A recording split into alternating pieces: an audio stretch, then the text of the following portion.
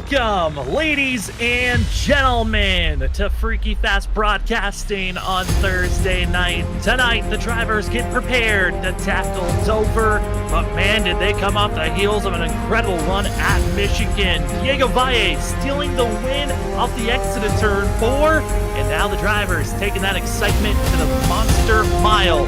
As tonight, it's the Blue Hen 200 at Dover, race number 4 of Season 7 of Stars and Stripes Racing Series.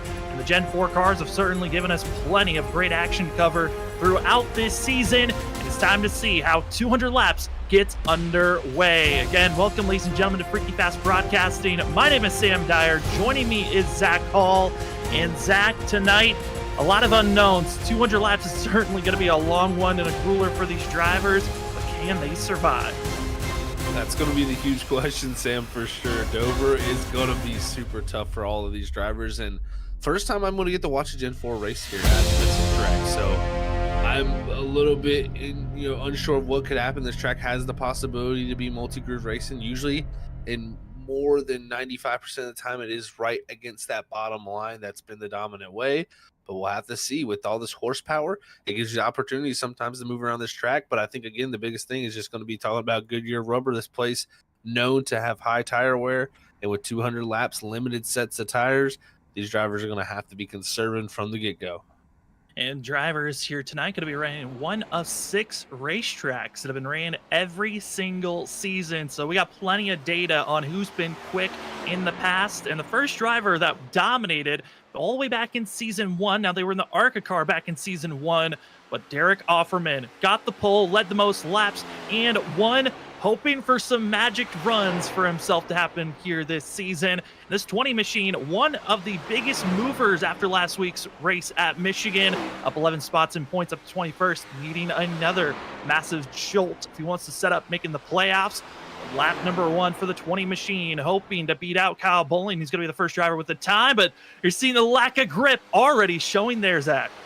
Big time lack of grip. I mean, each and every time you go down into the corner, you drop 3 stories. Every time you come out of the corner, you climb 3 stories.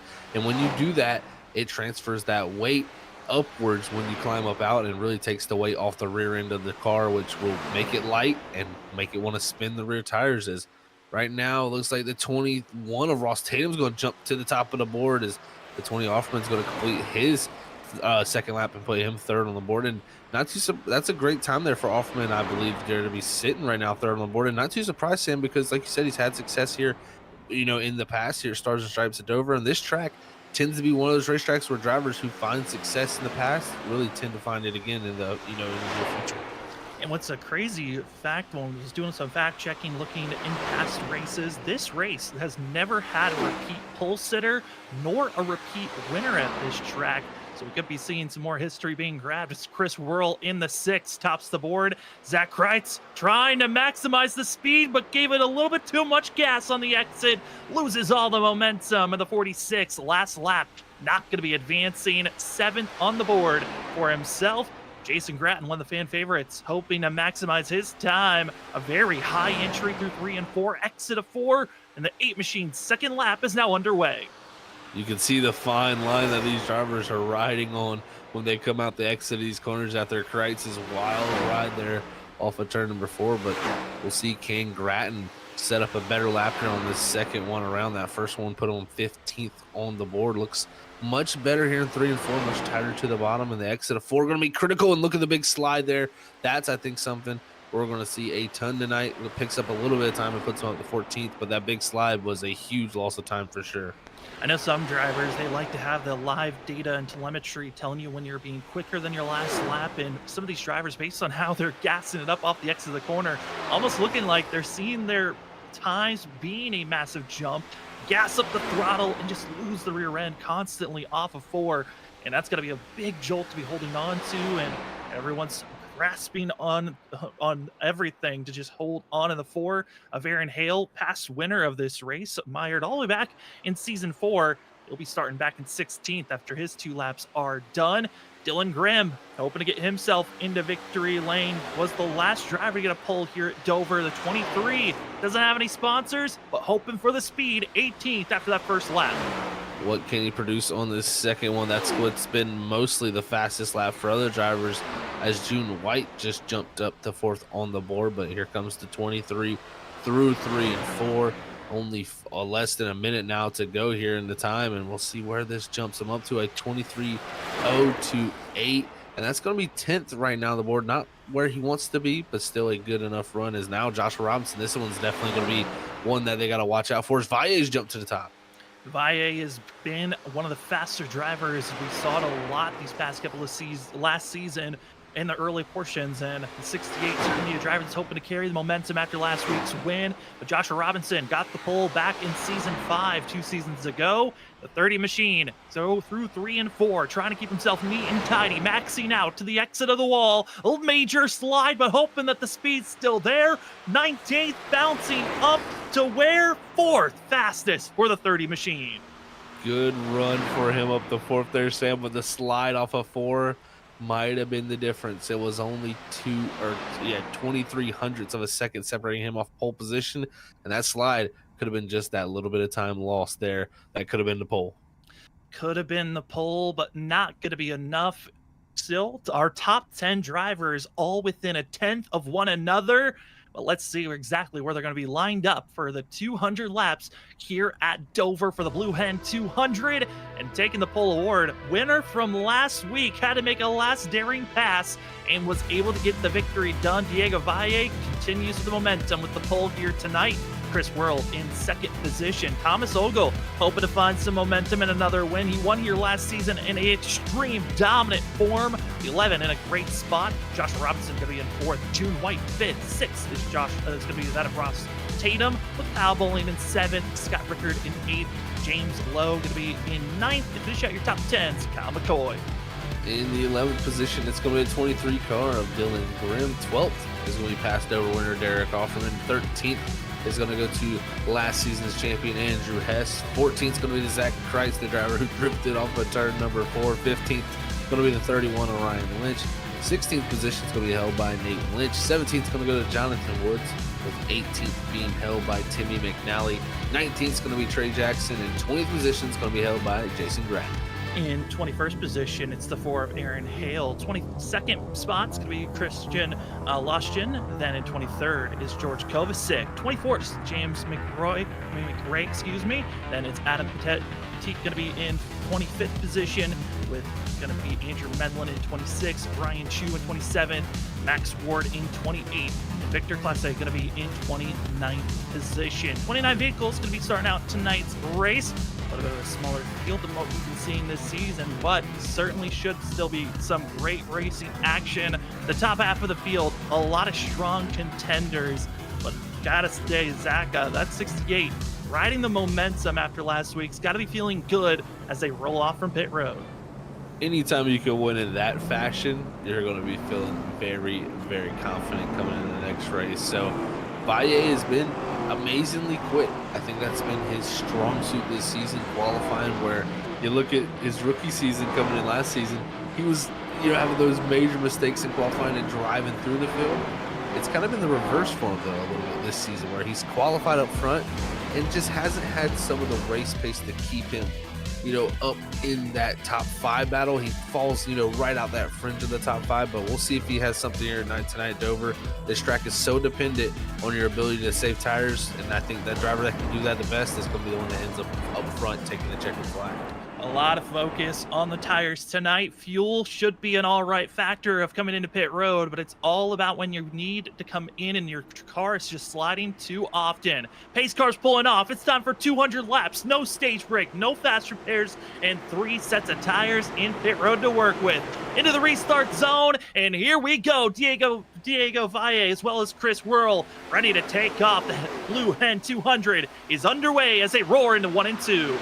Great job by Valle, already able to clear the 6 of Chris Worrell there through 1 and 2, but it's going to be the driver Joshua Robinson stuck up top in the 30 machine right now. Is this June White and Thomas Ogle, who needs an amazing run for himself. And not surprised, Sam, Ogle very good at these concrete tracks.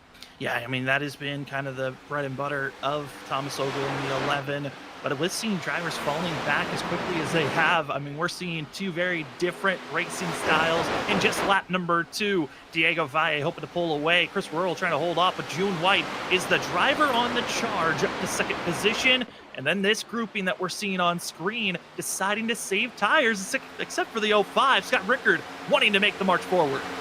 No surprise by that. Scott Rickard always, I feel like, is a driver that's looking for track position, and he's getting aggressive around the top side. Now, this top side, you can make time up there. You can make passes, and it's a pretty good position to be in sometimes when you're trying to make passes and go forward. But it has been known to wear the tires just a little bit more up top there. He may have to be careful, but again, this Gen 4 Cup Series car, it has tended to be a little bit more multi-groove action in this car we've seen at other racetracks.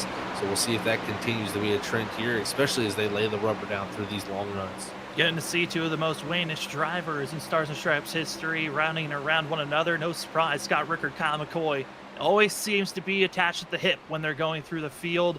They car right now with James Lowe, who's also been one of the bigger movers in these first couple of races, just willing to, make your way forward in any fashion these drivers seem to have. But Zach, we were touching on this before the broadcast went live.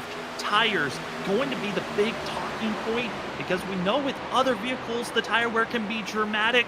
We're still with a question mark on what we're going to see here tonight. We are really in that question mark for sure, Sam. I mean, looking at the way it's going to be right now, we come into each and every race here at Stars and Stripes with 4 total sets of tires. So they're starting with the set they have on the car. 3 sets are now in each of the pit boxes of each of these cars out here.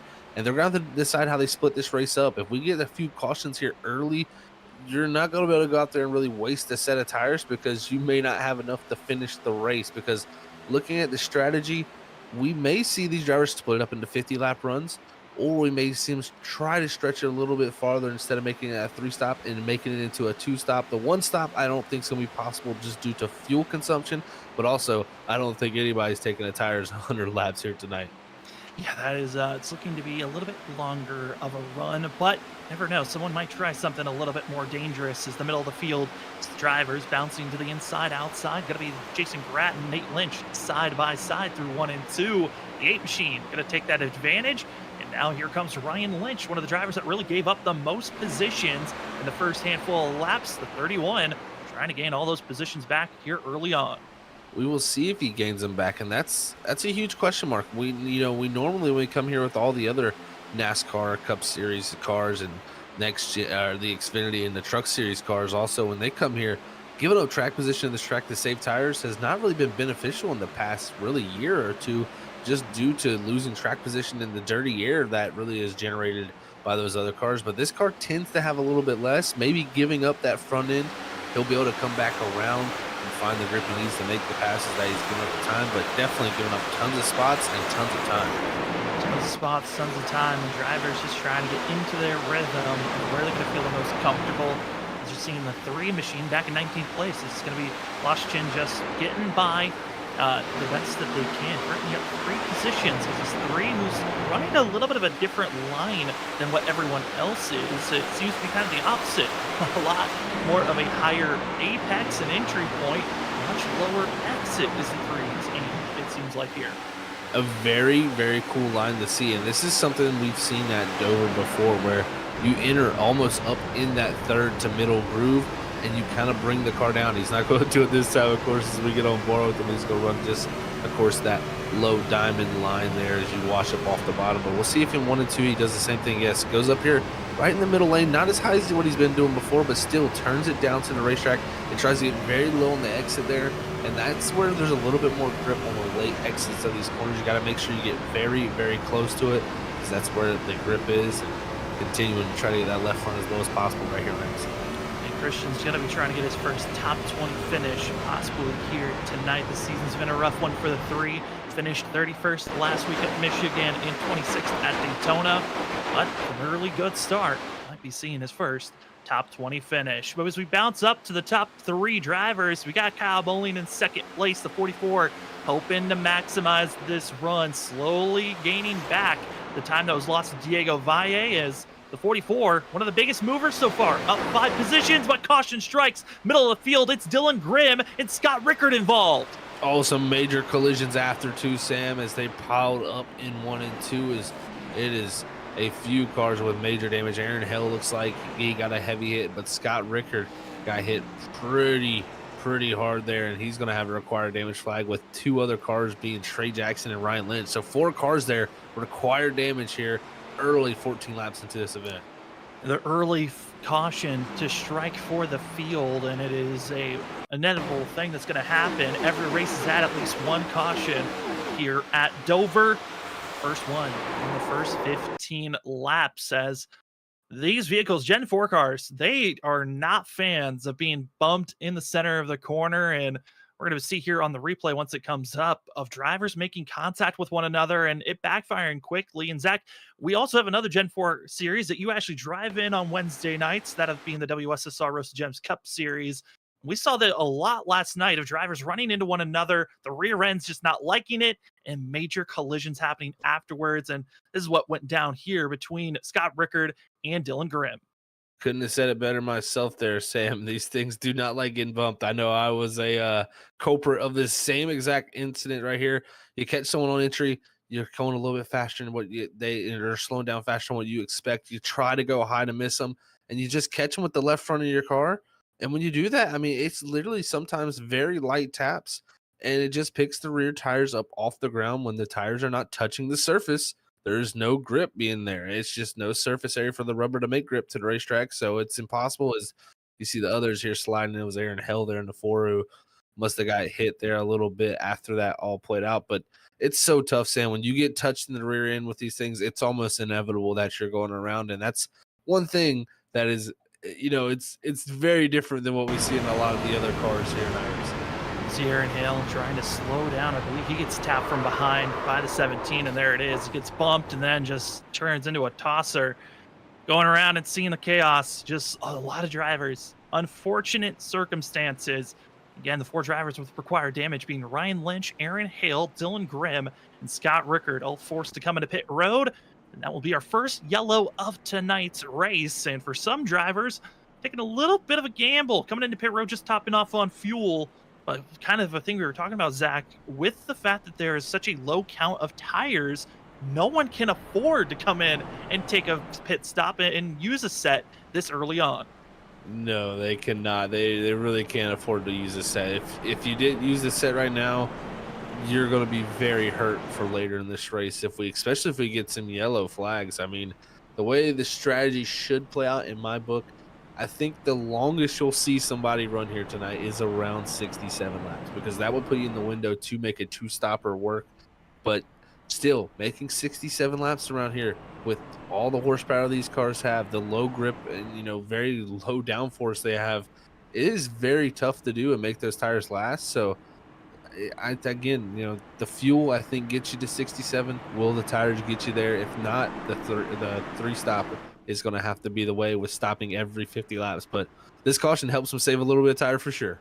It certainly does. And now it's a big question. With this caution and the time that it came out, what is the tire wear going to be like for this restart? Wheel spin is highly likely to happen, but can drivers hold on as we hit the restart zone? It's go time. The inside lane does not take off. World completely clogs it up, but everyone able to at least get a decent launch. It is so tough to not spin the tires, especially when you're climbing up that 3-story hill of a mountain there off of turn number 4. And those guys were just having a tough time getting going, especially the 6, as he got bottled up and dropped all the way back to the 7th position, as that's kind of started a little bit of a logjam. As you can see right here, he's got the 7. McCoy really flying through there. There's a big move on Tatum for that move down 3 for those two. And this is one of the things you get very claustrophobic at times. This track narrows out so quickly off the exit of the corners, and you immediately have to focus on a quick 2 seconds of, do I make a move or not? Then slow down into the corner, and drivers are trying to be careful as we're looking back at this field. And on board with the 30 machine, a driver goes low, and it's Ross Tatum with the major scare, but able to keep on rolling.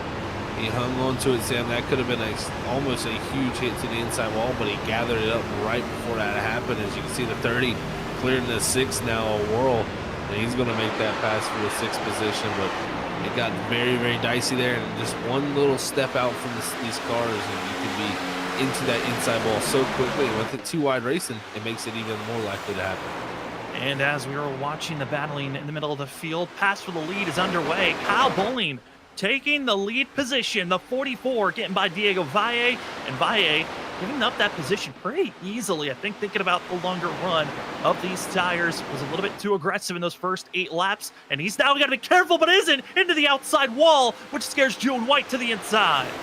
Well, that was a huge moment there for Valle. It looks like he got away with it somewhat scot-free other than losing a position. Looking at the damage of his car, not too bad, just a little bit of scrape on the door. But now, going to have to see if he can hold back Thomas Ogle. And I think the case for him is this caution coming out really hurt his chances because he went out there, built a little bit of a gap that he built up, and probably used a little bit of that Goodyear tire up. And now might be struggling a little bit more of fire-off speed for that car than the drivers around him, who may have been saving just a little bit before that yellow flag finally did come back out as the 6. Of course, Wolf's trying to take that position back from Robinson, as I think Robinson almost got into the wall, and that's allowed McCoy to come back too. Just the small little mistakes are major openings for every driver. Get into the outside wall, or you have to majorly let off the throttle to go and make sure you don't make contact. It's going to cost you at least position or more if you're not careful, as most of the field single filed out. And now it's just banking on a mistake for the drivers in front of you.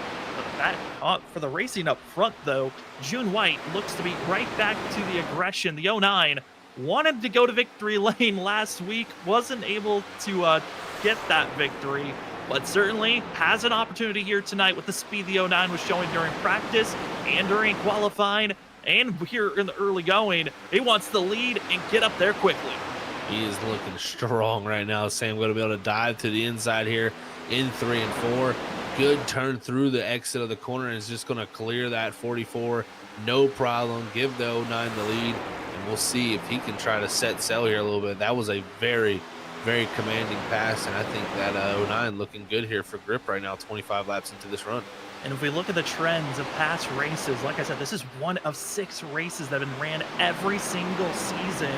And all the trends show to, if you will lead the most laps, you most likely are going to win the race. It's been the driver that leads the most laps has won 5 out of the 6 races. The only race that was won by a driver that didn't lead the most laps was season 4, where Aaron Hale got his victory for that race. But Zach, it makes sense on why we're seeing the front runners battling aggressively to get that clean air, as Thomas Ogle now sets up Valle. So valuable to get out in front here at Dover. We all know how that is now Ogle, like you said, going to take his attempts at Valle, who is continuing to start to fall back here. And great qualifying speed once again, but it looks like just struggling for a little bit of race pace, but a little bit loose there for Ogle off the corner. That slows him up.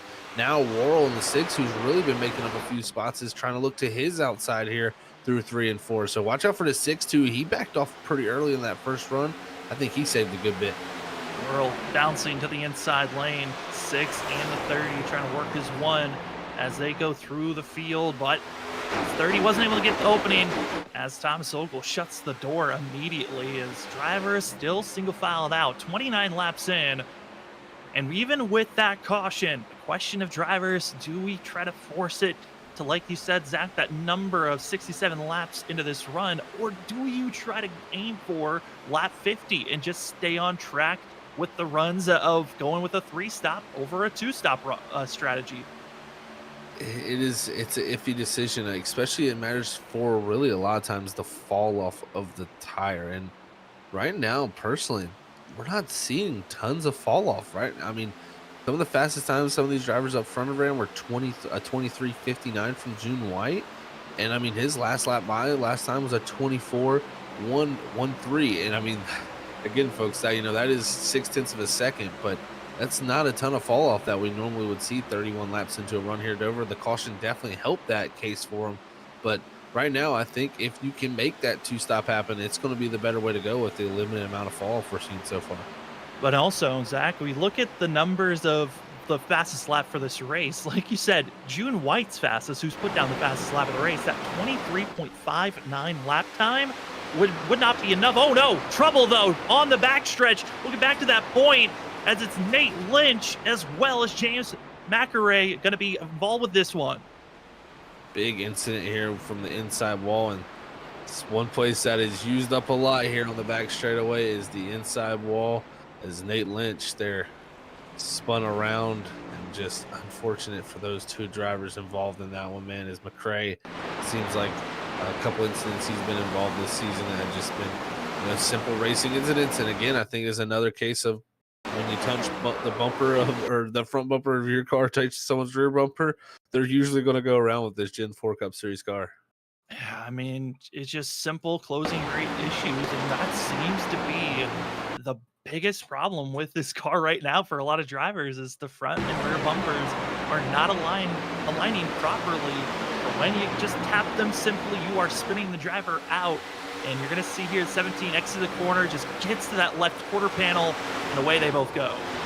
Just that easy to do, and it is so tough to see because as a driver, you want to make sure you're getting a good exit, and if you live for the driver ahead, it kind of hurts that exit off the corner, and it's hard to judge sometimes how far your nose is out there. And unfortunately, Nate Lynch was the innocent bystander there, just running his line, and McRae just misjudged it a little bit, and that's all it takes for that to happen, and you get involved in an incident. But what this has done is set up a little bit of split strategies here for some drivers, and I'm not surprised to see a lot of our leaders staying out here.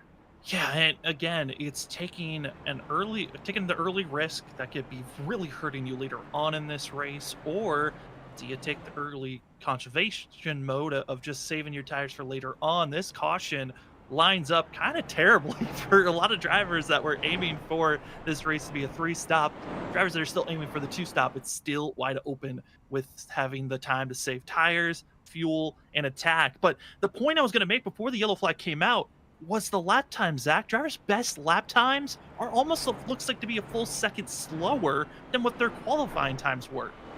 Not surprised by that at all. These guys came into it knowing how much slower they'd have to probably go. So that right there, if anything, folks, shows you how much a driver changes from qualifying to race, especially with this Gen 4 again Cup Series car. You cannot go out there and run qualifying laps. You do that, you are going to be struggling in 5 to 10 laps. I mean, those drivers will be all over you in no time, and you're not going to be able to recover from it. So immediately, right from the get-go, all these drivers kind of pull back the lever. They say, all right, we got to keep a little something here in this race car for the long haul, and that's just great to see that almost a full second slower than what we qualified. Everyone having the game plan. How do you want to run this race? Some still coming into pit road. This last time by just to top off on fuel. Ross Tatum, Brian Chu, as well as going to be the 65 of George Kovacic. Everyone else that came into pit road, 4 tires and fuel. The first of those going to be Tim McNally and Zach Kreitz back in 19th, 20th position. But again, it's helpful when we have another league that runs here on Freaky Fast Broadcasting, because we could take that knowledge and bring it over to a different league. That when there is a major tire difference of drivers with fresh tires compared to old, there is always that possibility of some big wrecks. And Zach, I am highly concerned with how deep in the field some of these drivers are with fresh rubber compared to those up front. This is what they call the pot stirrer right here, because when you have the tires back that far, you're going to stir the pot for sure in the middle of the field. And sometimes when you race that hard and you have that much closing rates, I mean, we just seen already with the bumper collisions that you just tap somebody with the front of your nose and they go right around. And with the closing rate difference that you'll have with those tires, it's hard to judge those things sometimes. So again, that's going to lead to a very, very likely incident. But if we do make it through this scot-free, it's going to be very, very beneficial to have those fresh tires. So those drivers that did get those, we'll see, can they march their way up through and use the tires to the best of their ability. It's time to find out who can survive. We're 36 laps in, about to be 37 once we go back to green flag action. I want to say thank you to everyone that's joined with us to watch the Stars and Stripes Racing Series, race number 4 of the season, as it is the Blue Hen 200 at Dover. My name is Sam Dyerwood. Joining me up in the booth is Zach Hall. Running productions in the background is Robert Moyer. Thank you so much again to everyone joining with us. Plenty of more racing action, 2 cautions in the book. How many more will we grab before the night is done? Let's find out as June White leads the way, and already seeing a little bit more shuffling of the rear ends, not feeling comfortable. But June White, Diego Valle, the teammates looking good on this restart. The more and more laps that we get under green flag and go back to restart without these guys changing tires, the worse that's going to get for them. And I can tell you what, that is a scary, scary feeling. And just got to give everybody credit here at Stars and Stripes, making it through that without causing any incident. We're going to see that plenty of times with this car, as like you said, Sam, we've got it on multiple nights here now on Freaky Fast. So we're going to see that multiple times when drivers spin the tires and they just wipe out from there. So great job on everybody doing a heads-up position here on super old tires. Super old tires and just trying to survive. And a driver that's in survival mode, Andrew Hess, last season's champion, 54, really hasn't been a front runner to talk about for the majority of this time. Actually, hold on, we got an issue in the back. Max Ward, 59, major spin on the back stretch, slow, low, and getting out of the way. Going to be aiming for pit road most likely, but doesn't have a required damage flag. So the 59 is going to stay out on track. But already a major slide. He was in the back half of the field, no oncoming traffic, so no yellow flag is thrown. Yeah, it looked like just a solo spin for him off of 2, and just an unfortunate sign to see there for him, as he's already been, the pit road here once already tonight, and that head-on collision could have hurt that car a little bit. But luckily, again, like no required damages. You can see up ahead, man, they're almost bouncing off the wall up there as everybody's scattered off of 4. And I think 4, again, is going to be that spot that a lot of times you're going to see people having big issues with the rear end. And it's the 17 bouncing off the wall that kind of gave everyone a scare. And this is a cluster of drivers who've been involved with incidences or decided to take fuel and tires. And I'm looking at the drivers that actually took 4 tires and fuel. They are not marching through the field. They are kind of using the field as pace setters to save their tires for the long haul. I'm loving what I'm seeing from these drivers that took 4 tires. They're not maximizing the speed just yet, but certainly further on back, they're getting scary as the 27. A bad exit out of turn 2. Oh man, this is getting more and more wild. Here's each and every lap goes by as these drivers are holding on with these super old tires. And the thing, like you said, Sam, is it's great for the drivers who are not marching forward. Like if they're using everybody ahead of them as a pace setter, as you would say, it is very beneficial to them, because at some point the tires are going to be very, very much in their advantage favor, and they'll be able to drive around them pretty easily. So we'll see if they can march forward here in the next 20 laps if we can stay green, but it's looking like it's going to be tough to do that here with these cars being a handful. Back half of the field certainly is struggling, and here's a cluster of drivers that we talked about using the field as pace setters. 88, Tim McNally going to be the first driver with 4 tires and able to try to make his way very slowly and gingerly, and contact outside wall for the 3. And the tires, Zach, they are not being friendly for the drivers in the back half. They are definitely not, especially some of these drivers who stayed out right in front of the group that come out with a few fresh tires. It's made them definitely have to push the car a little bit harder than maybe they would like, as Andrew Medlin now making his way up to that 16th position after starting 26. Good march up for him, along with Adam Pettit. He's up to 12th from 25th, so we've seen some good climbs to the field here already. And Adam Pettit started all the way back in 25th position, biggest mover up 13 spots, and hoping to continue on, but he's got to let the faster drivers behind him get some spacing as the 88-46 aim to pounce. Where to go? And it looks like they might have to bounce the outside lane if they want to make these passes. Is that it? Not looking at any chances to make some moves just yet, but some movement that's been going on up front. Diego Valle has bounced back to the lead. What a job by Valle. I talked about him struggling, maybe losing a little bit of pace as the run goes on. Well, maybe that was him saving a little bit. So great job by him to jump back to the lead. But I think who he's going to have to really worry about is the 6 of Chris Worrell. He's worked his way up to that 3rd position, and I think he's going to be the threat. And the last 2 cautions have been in 15 to 17 lap stints, and we're about to be hitting that same stint window. So these drivers got to be careful here if we're going to be seeing the yellow in the next few laps, if the trend continues on that we've seen for this race. And I know for everyone in the middle of the pack, they are, again, still dealing with the fresh tires that are moving forward of seeing Tim McNally and Zach Kreitz.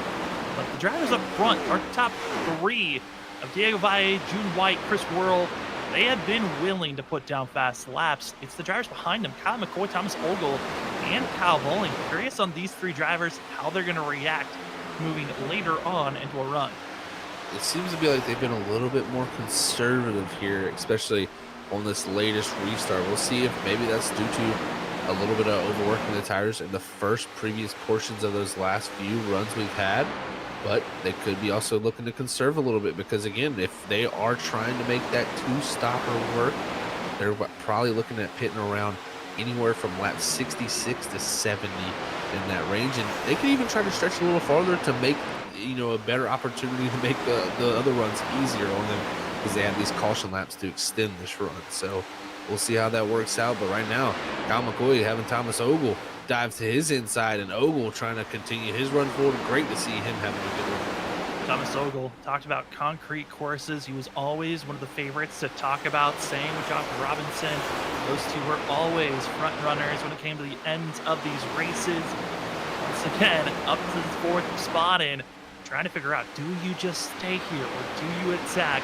As Andrew Hess, driver last season, we always talked about tire saving being the biggest thing for the 54. Well, right now, looking like the Andrew Hess of old from last season.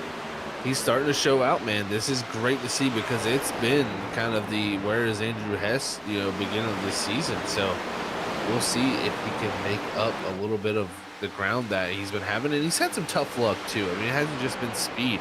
It's really been a lot of times luck getting caught up in stuff and not qualifying well that has caught him out. And right here now, already worked his way up to the 6th position. That's looking good. But the one thing he doesn't like to see, look who's behind him, Sam, is Timmy McNally, and he's really starting to charge now. Yeah, once Timmy McNally, I think he kind of started to see red. He has been charging through this lap traffic, recognizing, oh, I do have the grip that's much faster than these drivers, and utilizing it to make these passes quickly. Well, Zach Kreitz, on the other hand, yes, he's running faster than the rest of the field because he's got the pressure rubber, but the 46 seems to be a little bit more patient, but caution's going to wave, and it's right for the field. They scatter around June White, and Andrew Hess involved, Kyle Bowling as well. And just in a blink of an eye, it all goes wrong for these drivers up front. Oh, no. This is not what you want to see. Andrew Hess continuing to have a tough return to his championship season, his defending championship season. And, Sam, this is a tough ordeal and kind of, I think we're going to see here just a small mistake. All it takes is you just losing speed from a small mistake for a driver to not be able to react in time. And it's going to happen right in the front straightaway where the banking is, and you're going to slide down the racetrack, and we're going to see a lot of cars here, unfortunately, get some damage from just a small mistake by June White. And June White, again, was just coming out of the corner and could be slick contact between the 09 and the 6 of Chris Worrell. Once again, I mean, it's like we've been seeing all night long with these cautions. It's a driver getting underneath another one with the rear end, but it's the massive slide up and into the wall that June White kind of set up for Chris Worrell, who has zero time to react for the 6. And this is where the contact and the carnage begins. Yeah, you can see the 6 just sliding up there to his normal line, but the 09's in the wall. That checks him up. And from there, he's trying to react, but I mean, look, it just lifts the car up. And luckily for Chris, I mean, he's going to be fine. Doesn't look like it really hurt the car because it scooped it up so well. But this is the problem right here is June White did a good job. I mean, he's got it locked down. That's what you want to see a driver doing is those 4 tires are all locked up, trying to make sure that car doesn't, go too erratic across the racetrack. But with the banking on the front straightaway like it is, you just slide across it. And, it really, Andrew Hess and Kyle Bowling, nowhere to go for them. Nowhere to go and going to be forcing some major damage. It's going to put them into pit row to get those damaged repairs. But the one thing that we've been interesting to talk about is we see from Andrew Hess's point of view of trying to get through this wreck, and he's going to get a lot of damage from here and also gets hit by Josh Robinson, sending it into the inside wall. The one positive you can take away from this, there was not required damage given to any of the drivers involved with this wreck, and the damage repair for these vehicles seems to be a lot better than what we've seen in other vehicles. It really does. I will say from experience, you can get about 3 to 4 minutes of damage. And usually in other cars in iRacing, if you get that amount of damage, your car's going to get fixed and it won't be the same all night. It'll be all right. But this car, it seems like if you get that damage repair completely done, it kind of comes back alive and it really starts to turn fast lap times again. So we'll see. Maybe Andrew Hess can get it fixed back up, get back into the mix, and be right there. But right now it seems like he's going ahead just getting it all fixed up because he's going to lap down already.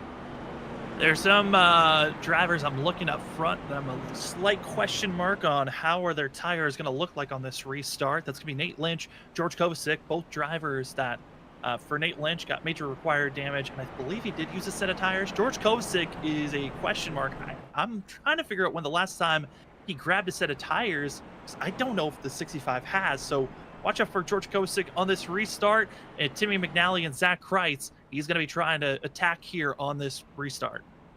Yeah, I think here, Sam, that 65 there. I think around lap 15, that first caution is when he took his set of tires because he pitted twice it seems, but the last pit stop was a 6.6. So don't think he got tires there, but I think on that first pit stop of the race he did. So they should still be pretty old tires for him. We'll see how those work out, and maybe he still hasn't even used a set. I mean, we don't know if he took a set on that very first pit stop, and it's a huge question to be had for him. But I mean, hey, if you can save sets and we get enough cautions, it's going to be valuable to have those extra sets for later in this race.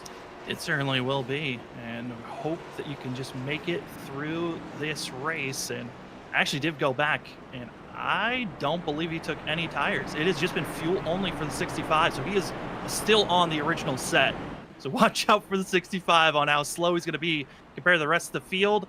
As we are getting ready to get back to green flag racing, you're watching the Blue Hen 200 at Dover.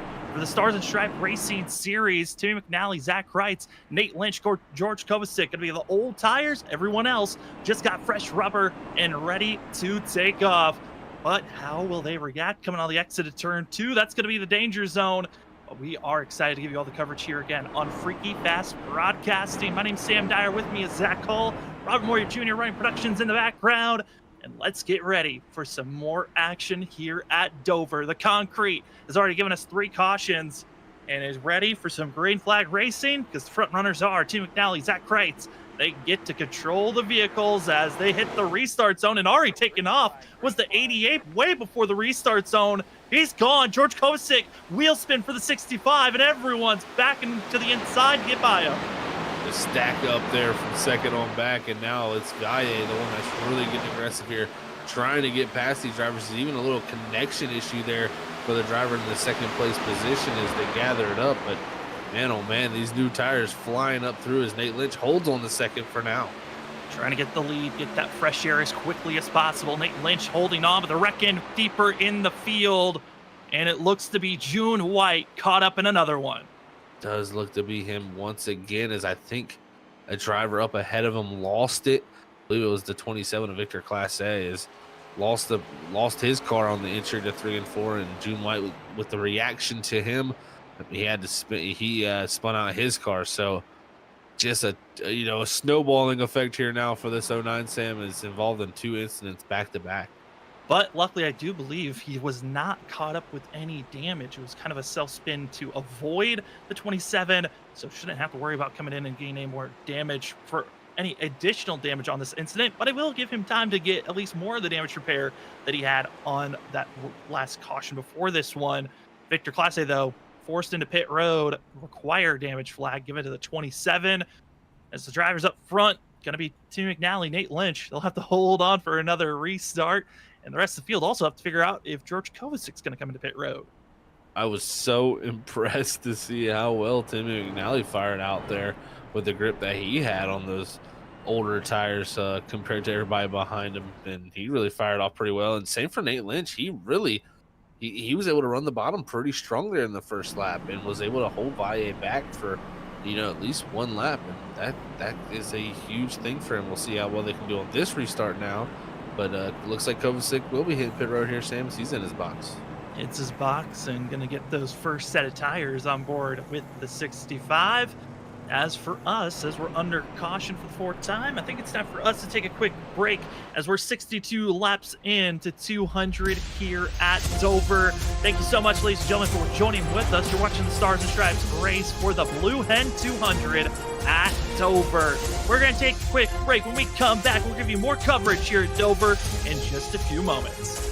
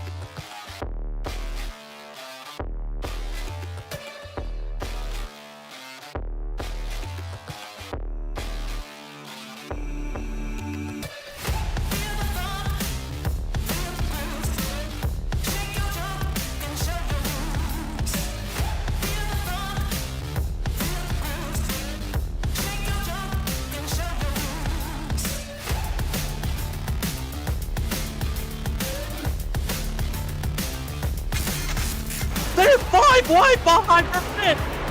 Oh my, the 5 wide here. This ain't gonna work. They make it last. Bumping and banging to the end. They're beating banging for the lead. Sora still with the shot here, coming off a 4. That's it. It's bottom line. Here it comes. I know Carter gets wrecked. It's gonna be that Nick Crawford. The 74 gets through somehow, and they just completely demolish one another. Trinity diving down low, drifting up, trying to be the stealer. Here he comes. Cedric Hunter. He does it. He steals it. But he somehow drove it into the corner to wreck it. Oh, they wrecked! They wrecked each other! The top two bounced into one another. Just too much of side drifting off of, and they gotta be careful. Oh no! And the 4 demolishes in the 28.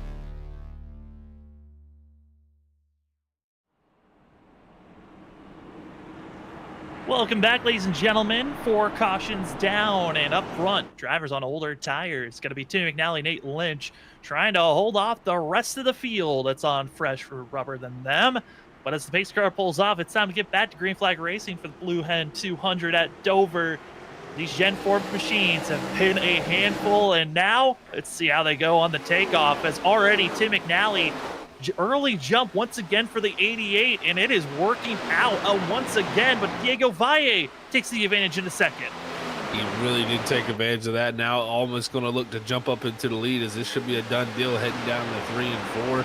Pass given over to the 68, but McNally able to jump down to the bottom. He's going to cover it off, and now Kyle McCoy, who's worked his way up here, going to look to take over the top 2 spots. This 7 machine, watch out for him now to even set some tires, and not having to start back in 10th. This 7 could be a problem.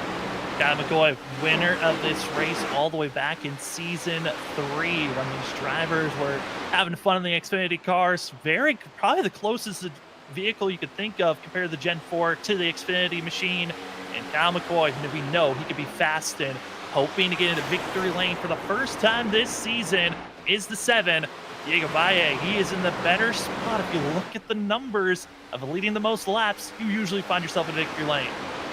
Controlling the race at Dover is a huge thing that really helps yourself out, and Valle's been able to do that very well. As you can see back there, Chris Worrell making the pass on the 88 of Timmy McNally, who's holding on still very, very well for 34 lap old tires, I must say, as he's starting to drop back into the clutches of Nate Lynch, who is even on the old tires. I mean, those two are hanging on very well, Sam.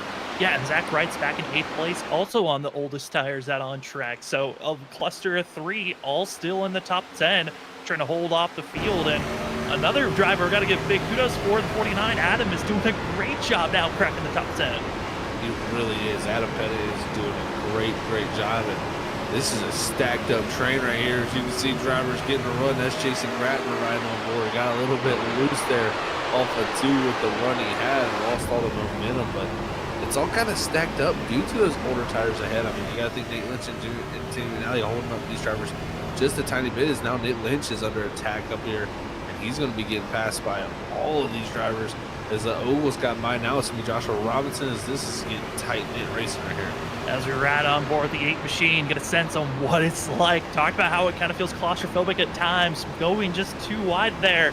The 8 had to be precise on those moves. They would make the pass up to 10th place. Kreitz continues to go backwards.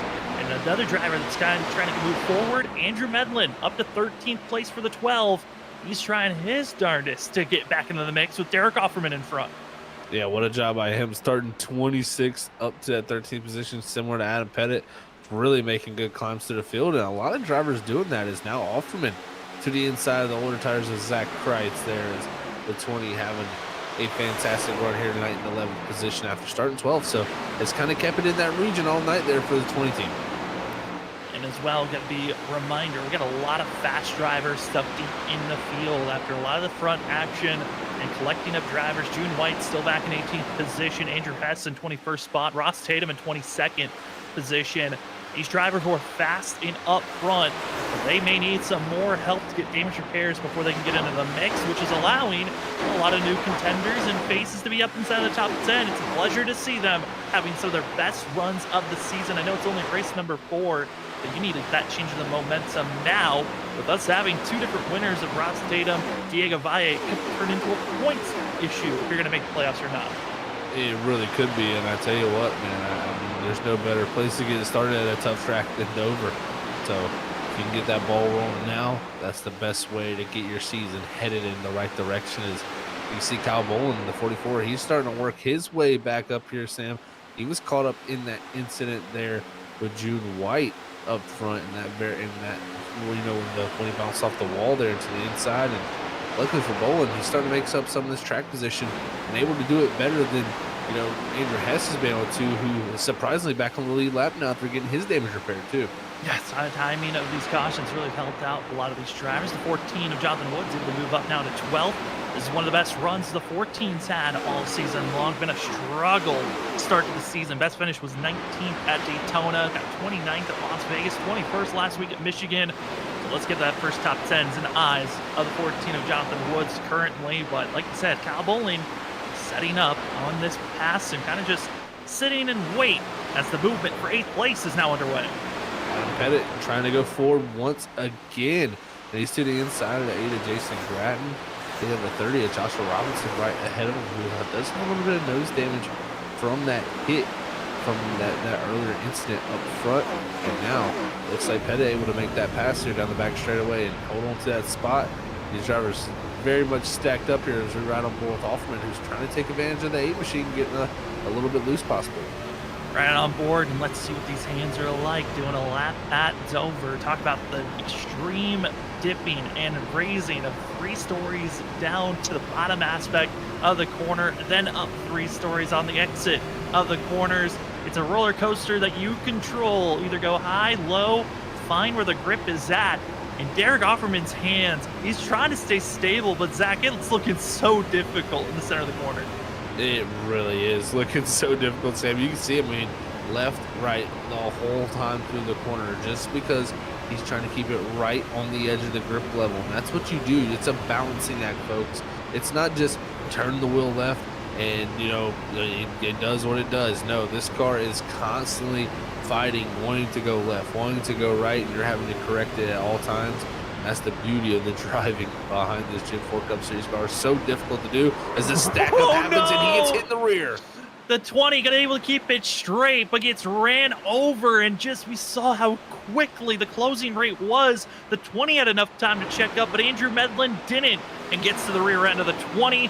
But we keep it clean and green for now, but Derek Offerman gets the worst of it, dropping from 10th all the way down to 16th. What a tough sight to see, and that's just the good old-fashioned accordion effect right there. The car, like you said, Sam, the car up ahead checks up.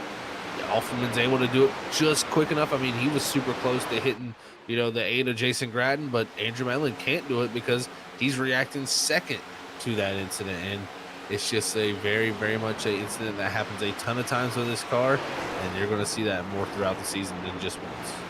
Andrew Medlin now has to recoup. He's going to aim to catch up to this 9th, 8th place position in battle that's been going down between Pettit and Gratton.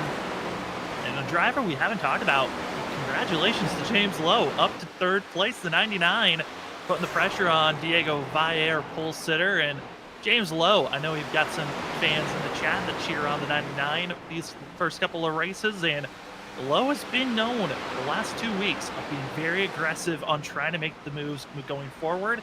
Tonight, I haven't seen that aggression level at the same rate, but it is good to see the 99 in its top 3 and in a spot, in a position to still fight for a win as he dives it down low for 2nd. He's been a much more methodical, in my opinion, Sam, here tonight, and I think that's due to the tire wear. And he's had some great long runs throughout the season so far and shown a lot of pace on those long runs. So maybe taking that into account here for the tire wear at Dover, knowing that you can't get too aggressive, and with the limited set of tires we have here tonight, you got to keep them nice and cool, as he did make that amazing pass there on Valle. I wonder if Valle can come back around, though, because we've seen him drop back early in the first run of this race. But now, can he do similar to what he did late in the run and run these guys back down? But it looks like the 6 of Whirl and the 11 of Ogle both going to try to take advantage of the 68 here, going a little slower. Could be that thought. Save these tires. You're willing to get aggressive here late. We still have maybe a 20-lap run that drivers are aiming for before they hit pit road again. So let's protect these tires for the next 10 laps, and then let's get aggressive for Diego Valle. But for our leader of Kyle McCoy and this whole entire front pack, they're starting to get a little bit more worrisome because we're about 10 laps or less away from lap traffic being a factor to watch out for. We got a small little grouping of drivers that we're going to be dealing with. It's going to be George Kovacic in the 65, Ryan Lynch in the 31, and Max Ward that are all in line that our leaders are about to catch up to. They're slowly catching up to that group, and when they get up to them, it's going to only bring up our top group that much closer to each other. So we'll see who can masterfully work their way through or who gets stuck in traffic and held up and loses time. But this 49, I think he's going to be a big topic of discussion here tonight, is that 2057 position. That is a great drive for him so far, and one of his best, really his best run all season. Adam Pettit, as well as going to be James McRae, not able to qualify. They will be eligible to start qualifying in the next few races as they're new drivers to the league. But the 49, these last couple of races, has finished 19th at Las Vegas, 16th at Michigan, and currently in 7th place. Not a bad day for Adam Pettit. Another driver who's trying to have a good day, that's Josh Robinson in the 30 machine, who's been caught up in some wrecks this season. And honestly, one of the favorite drivers in my mind that I thought we were going to see competing for a win at every single race we go to might be having that little bit of a slower start like we saw last season. Having a little bit slow start, but I feel like he's already better, much better than he was to start last season. Last season, he would just have races where, I mean, he was outside the top 15 and just there throughout majority of the race. And it seems like he was always saving tire, but it just never came back around. I think already starting off as strong as he is this season, this is looking much better for Robinson. I expect by the end of it, him to be in a much better position to battle for wins. But right now, this field's starting to spread out a little bit here, Sam. I'm getting the feeling of a little bit of green flag runs here. And with long green flag runs, green flag pit stops to McNally, part of the 3 drivers that stayed out, hitting pit road. And he has not ran out of fuel. That is the speed limit you have to drive on pit road, 35 miles per hour. And it is a slow crawl that these drivers have to do when they hit pit road. It really is. I will say this is one thing I say to all the people out there that, never get run laps around these tracks here in the NASCAR Cup Series is when you go to a lot of these tracks, pit road, the speed is, still upwards of 50, 45 mile an hour. So you still feel like you're going reasonably fast, but when you're going 35 mile an hour on pit road here around Dover, when you're going upwards of 170, 180 mile an hour into the entry of the corner, it feels like an eternity, and it feels like you're crawling literally around the track. So it's very easy to speed and very easy to just get over aggressive and get too much. And not only that, but one of the toughest pit road entries also to go along with it. Pit road is definitely a scary place at Dover. It certainly is. As talk about lap traffic, our front 4-5 drivers are dealing with that lap traffic currently, and it is giving opportunities. Chris Worrell in 4th place, close as he's been to Thomas Ogle during this run, and trying to set up to make the pass on 3rd position as they're getting by Max Ward, as Kyle McCoy able to breeze by the lap cars, but it's given now James Lowe a chance to close in the gap by half a second. Lowe's looking strong right now. McCoy last 2 laps has been a little bit quicker, but Lowe is closing it down there for a few laps and putting the pressure on the 7 machine. But they've done a good job. A lot of these drivers are slicing through that lap traffic as they're gaining more and more on the drivers up ahead of them. They still have McRae next, along with Dylan Grimm, about another 4 seconds ahead there. So once they get past McRae, they should be good for the long while, but still very close times being ran from pretty much the first position all the way back to around 7th. Yeah, I believe McRae should be the last lap car before we start seeing our leaders hit pit road that are aiming for lap 100 to make their stop. Other drivers could be aiming for lap 105 or 110 to hit pit road. And looking at the distance here, Zach, I mean, it feels like they're going to have to turn this race into still a 2-stop from here, maybe a 1-stop if you really stretch your fuel out.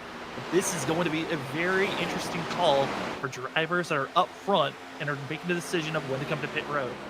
It really will be an interesting decision made by all of these drivers. And personally, I think if you're going to make the 1-stop work from here on to the end of the race, you're probably going to have to get to at least around lap 130, 135 to make this a 70 to 65 lap run to the end of the race. I think that's going to be your best bet if you're looking to do that. But it's taking it a long time. Whoa! There's a car almost taking out our second place car, James Lowe. I think that was McRae. That was McRae trying to enter pit road and just completely missed, trying to slow down. Hits the apron and it shot him straight up into James Lowe. Luckily, there was no contact, but a major scare for our second place runner. Major scare indeed, Sam. That could have took him out of everything. And yeah, I think McRae was trying to get down here, get the pit road, and he got way too low and almost hit the inside wall and had to turn back right onto the surface. Luckily, Lowe heads up driving by him, misses the lap car, and that's what you call paying attention to the track in front of you. Always gotta keep your head on a swivel. You never know what's gonna happen at these mile-and-a-half tracks, and it's over, always known. Like you said, Zach, one of the toughest pit entries to get into. And with drivers thinking about pit stops, it's only going to get tougher because at this point, you got two factors to watch out for. Lap cars that you're closing in quickly on, and as well lap cars that just got fresh rubber that are going to be cut through the field. C2 McNally in the 88 going to be trying to unlap himself and force the 88 machine to be just one lap down. But currently, he's trapped 2. We'll see how they work through all of this here as the cycles continue to sequence through. We're talking about the 1 stop, the 2 stop, what you want to do here from the end of the race. And personally, if you're going to be making that 2 more stops to the end of this race, you're probably going to be looking to make it, like Sam said, around 105.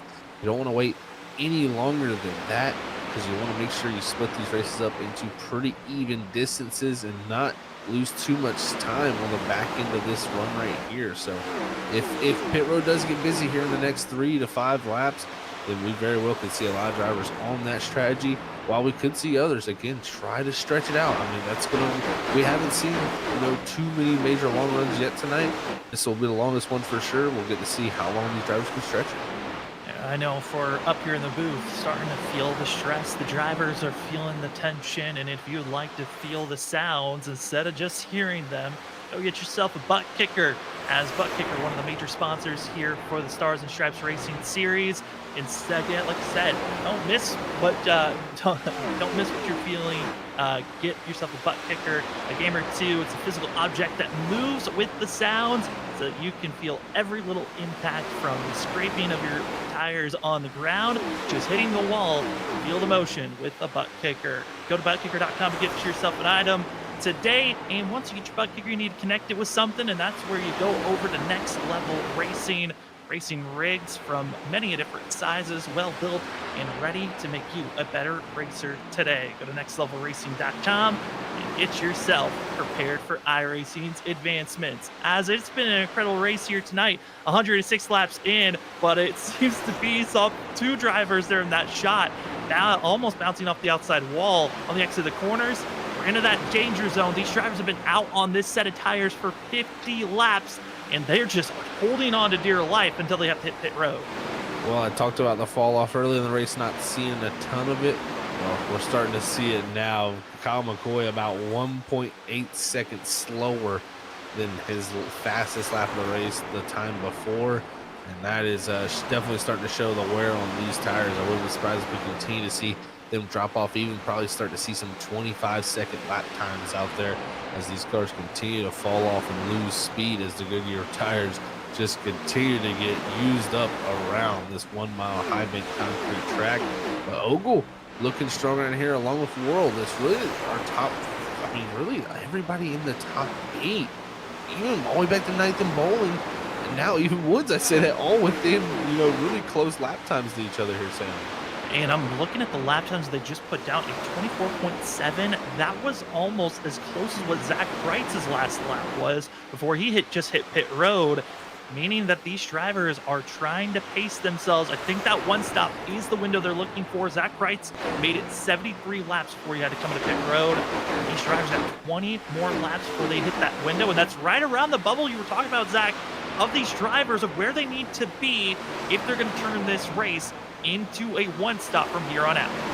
That's where they want to get to, and I think that's what they're trying to do, because also the other concern, I think a lot of them would probably say, well, I'm going to go for the 2-stop strategy and pit here around 105 and pit once again at around lap 150.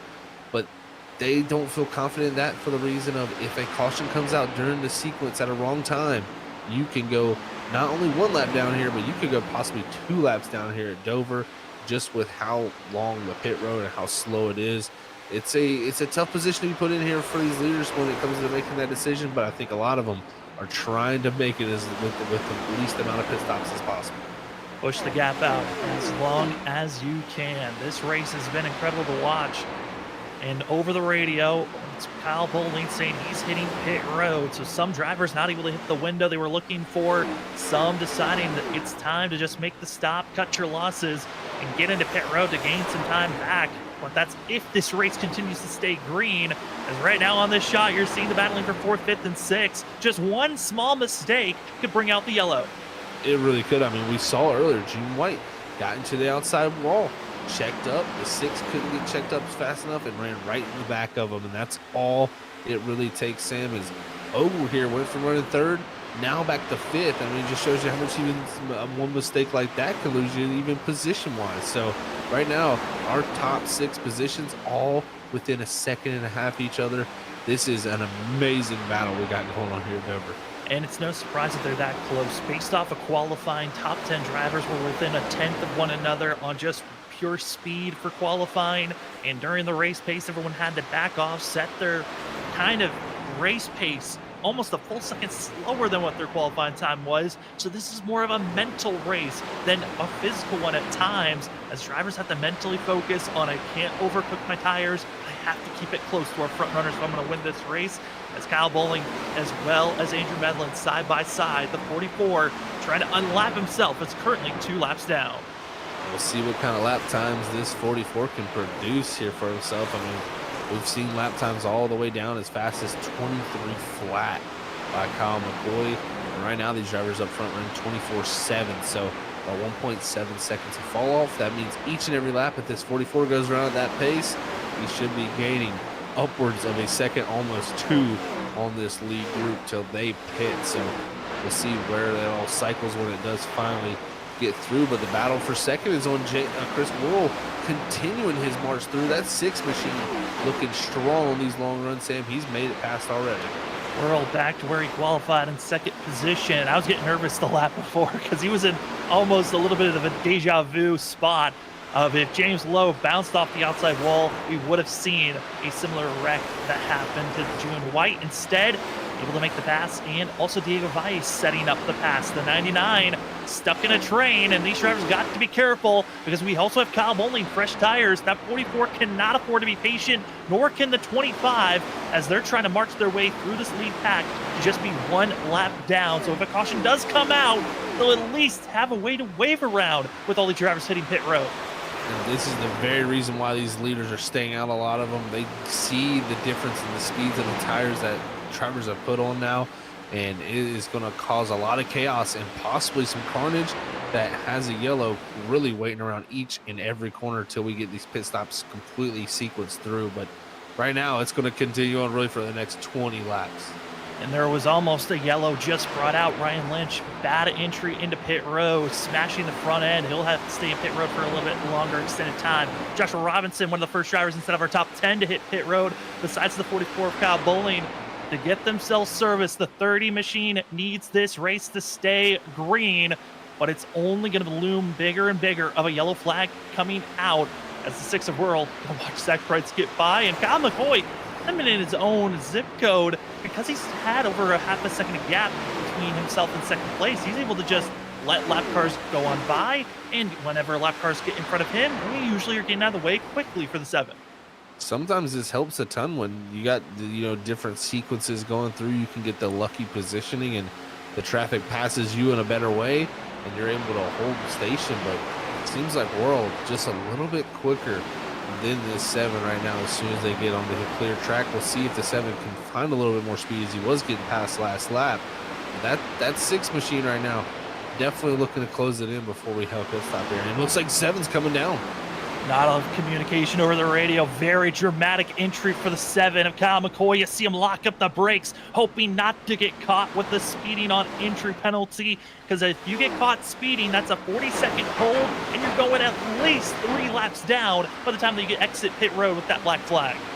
Oh, if you have that happen, your race win is out the window. Now, when does the 6 flinch? He doesn't wait too much longer. This tells me that they think they can make it to the end, but locking it up and being dramatic. Wow, extremely dramatic. He was over 20 miles per hour across the line, but because he was on the brakes, iRacing might give him a grace period. And that was very close for the 6 machine. I'm looking at the flag stand to see if he's given a black flag, and it looks like the 6 might have been given a little bit of a help there. He did not get it, Sam. You can come in over that speed, and as long as you get slowed down before the next time in line within a certain amount, you're fine. And I think he got it slowed down just in time. That was about as close as it possibly could have been, and he's going to definitely be saying, well, I got away with one right there. Certainly did. Diego Valle now going to be the leader left out on track, and the field is shrinking on who's on the older tires. The 68 most likely going to continue to push it out. Diego Valle, June White, teammates that are known for pushing the fuel strategies to the absolute limits. And I think they're doing it once again. June White should be the driver that stays out the longest, as the 09 pitted under our last yellow.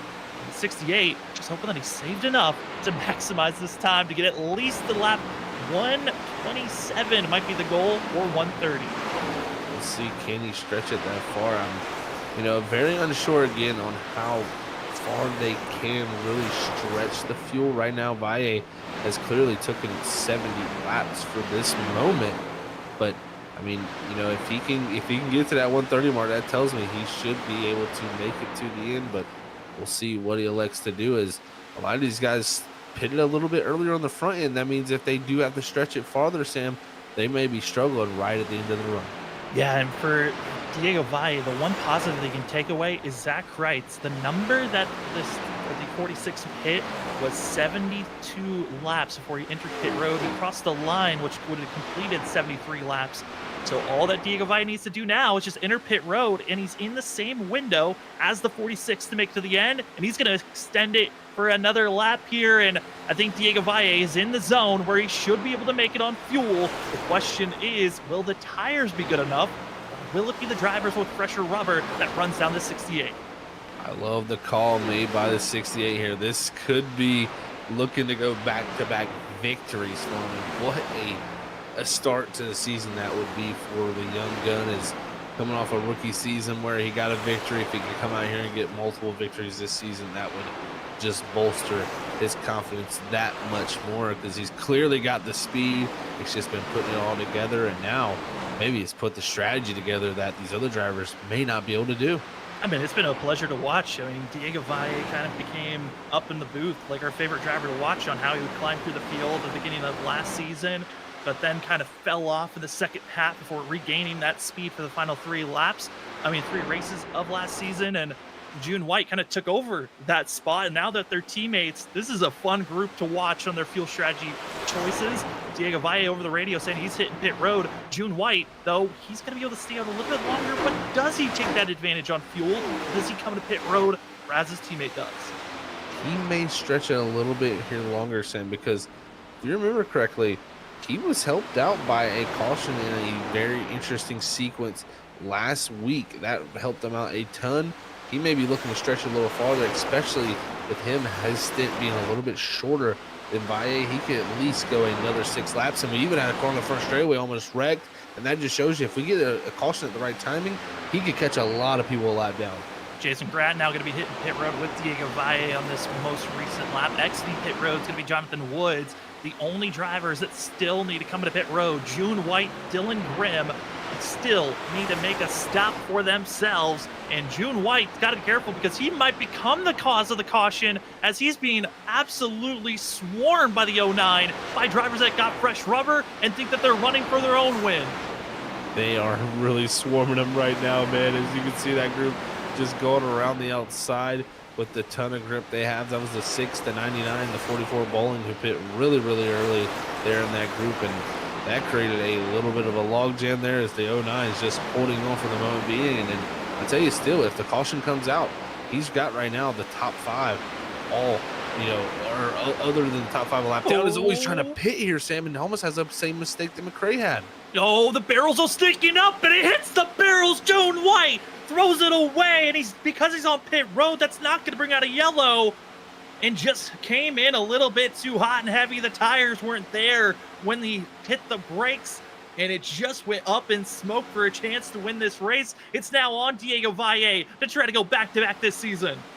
We'll see, can Valle make up for that, because, wow, White unfortunately making the huge mistake, but luckily for him, no required damage. We'll see how long it takes in pit road, but it was a huge loss of time, of course, as it's all cycled our pit stops now. As it's Kyle McCoy up front, Sam, and got about a 3.2-second gap with that one lap earlier pit stop.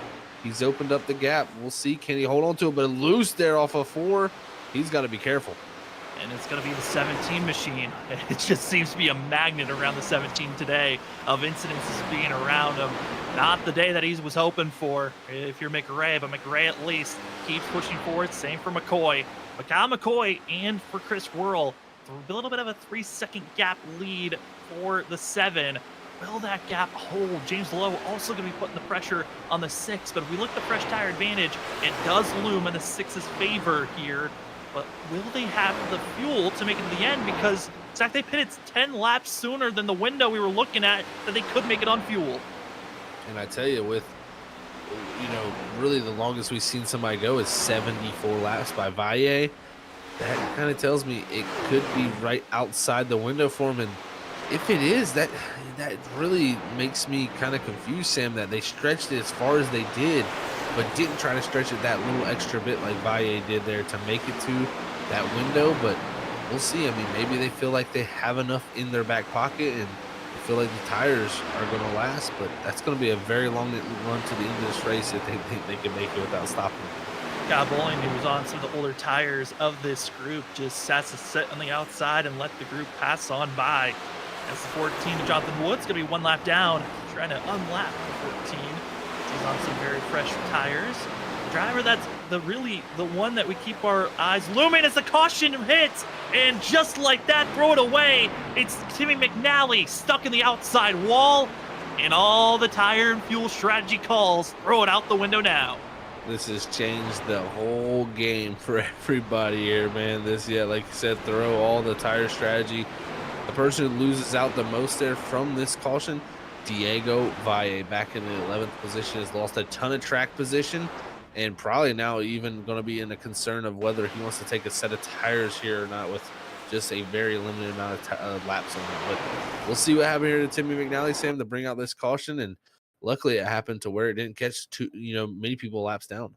Well, here's the thing for Diego, though. He's in the most comfortable spot. Everyone else is in that tricky position because they all have just one set of tires left in pit road. But here's what brought out the yellow. It's going to be Andrew Medlin clipping the 88, and like we've seen all night long, just a small little contact that gets these drivers in trouble. And that one right there was an interesting one. It looked like Medlin was coming with such a good closing rate, and the 88, who he thought when he entered the corner was right on the bottom, was right where Andrew Medlin wanted to be, and he said, okay, I'll go washing up the racetrack to go around you. And the 88 loses the nose, and the car washes up the track right in front of the 12, and that's just a racing incident if you've ever seen one there. Just tough break for McNally, who got the short end of the stick, but can't really blame Medlin too much. He was trying to go around, but the 88 just kept coming up. Tried their best, wasn't enough at the end of the day. Well, drivers, some hitting pit road, others staying out, as it's going to be James Lowe, Diego Valle staying out on the field, some topping off on fuel. That's going to be Chris Worrell, Thomas Ogle, and Joshua Robinson topping off on fuel. Kyle McCoy going to use his final set of tires in pit road. Same for going to be Pettit. Going to be Zach Kreitz using his final set. Ross Tatum, Derek Offerman, Nate Lynch. I mean, you're better off looking at the list of drivers that didn't use that final set, as there's a lot of drivers that are now going to have to cross their fingers and hope that this race stays green. They really are, Sam. Kyle McCoy is pretty much shoved all his chips forward on the table. He's gone all in. He's hoping that this race stays green. If it does, and you took your final set of tires, you are sitting in a great position. But if we get a yellow, Kyle McCoy's race is going to be flipped upside down and turned on its head. And I think that's why you saw the strategy calls from Worrell, from Ogle, from Robinson to come down pit road, but only put fuel in their car, because they know they need at least one set of tires left in case we do get a caution. But if it goes green, then they're in a tough position. So it's kind of a situation where you just got to pick which side of the coin you want to be on, and hopefully it falls on yours. Tire advantage going to be 9 laps over Diego Valle and 20 laps over James Lowe. So that's going to be a major kind of loss for the 99. I think for James, the 99 machine, he was expecting a lot more drivers to stay out with him, and it didn't work out. But Thomas Ogle, Joshua Robinson, they came into pit road and just topped off on fuel. Same with Chris Whirl. They're still in those older tires for our top 5. It's not until 6th on back where you find the drivers that just took their final set. This is put everybody in a tricky situation, Sam. So we'll see how they manage it. But I even said Valle was in the worst position. It put him in a very terrible one. But like you said, I mean, I think this personally put him actually in a much better position with decision making, especially because with the least old tires of the group that had stayed out here, he's definitely looking better off than a few of these guys who are going to be struggling for grip. So he'll at least keep somewhat of that track position retained, and then if a caution does come out, he's sitting in a great position because, I mean, he should be the farthest of the drivers ahead with the tire sets left, and he could be in the position to come win this race if we do get that yellow. Yeah, and also if you look at some of the drivers that were trying some gutsy calls of staying out on older tires, they actually were able to hold off pretty well for about 2 to 3 laps before the fresh tires really kicked in, and that was at a 15 to a 20 lap disadvantage. So it's going to be an interesting tell of the tape on if Diego Valle really isn't a major loss when it's just 9 laps of different on their tires. But James Logan decided to take the inside lane with Diego Valle to the outside. How is this restart going to attack for these drivers? Pace car lights are off, pulling off into pit road. Let's get back to green flag racing for the Blue Hen 200 at Dover. Race number 4, our 5th caution of the day. And it's the 99-68 into the restart zone. A very late delayed launch. And the 99 gets the run that he wants. It's side by side for 2nd place. He waited for the longest possible time to go, and it really stacked everything up. But now it's going to be Valle already taking advantage of it, whirl into the back of the 99, but he's going to save it somehow. No! Stay straight. Kyle McCoy going to get spun around, and the whole entire field about to get clogged up in the back stretch. Drivers picking and choosing where to go. And an early caution that's going to reset the field. Oh, man, and this is, again, 2 more cases of the slight tap to the bumper, and it just sends the car around. This is something where, again, I alluded to it earlier. We're just going to see this a lot with this Gen 4 Cup Series car. It is so delicate with the front to rear bumper contacts, and it's just going to catch a lot of people out. But, I mean, what a save by Lowe, but unfortunately, I believe the 49 of Pettit came in there and kind of just got into the back of the 7. And from there, Kyle McCoy went around and his night turned upside down with the engine damage. Engine damage, first blown engine of the night, and going to be seeing the smoke of the incident that initially caused all the chaos of seeing Lowe and World going to be with one another. But the 49 going to be coming in, tapping the 7. And it's the pinch into the wall there that gives the major damage, and everyone else just being bumper cars as the field tries to scatter. Some slow down, some try to throttle their way through, and it's the 7 that gets the brunt of it, and his night most likely done here this evening. Most likely is done for him. No fast repairs here at Dover, and that's a tough break for Kyle McCoy, who looks so quick out front and made the decision to come get those 4 tires. And now I was going to be sitting there questioning whether that was the right call or not. But at the end of the day, I mean, that incident happened really from the 2nd row on back, and it could have been him right in that same position to be involved in it anyway. So I don't think he can look too down on the decision, but he's definitely got to feel down on the damage, and that bringing it into his night here early. But Valle jumped to that lead, and this is looking great for him, Sam. It certainly is. I mean, now he's going to be in the lead spot, having the choice of wanting to take off early or do another delayed launch like we just saw from Lowe. And he still has a wall of drivers behind him that's going to be defending. Chris Whirl, James Lowe's on those older tires. It's not until row number 3 where Adam Pettit as well as Zach Wright's going to be the drivers with fresh rubber now and in control. And You're also going to have Derek Offerman in 7th, Nate Lynch in 8th, Ross Tatum's back in the fight in 6th, Kyle Bowling in 10th. I mean, this now, with the collection of drivers that were just caught up in that mess, we got a new cluster of drivers that have a chance for some of their best finishes of the season, let alone their career right now.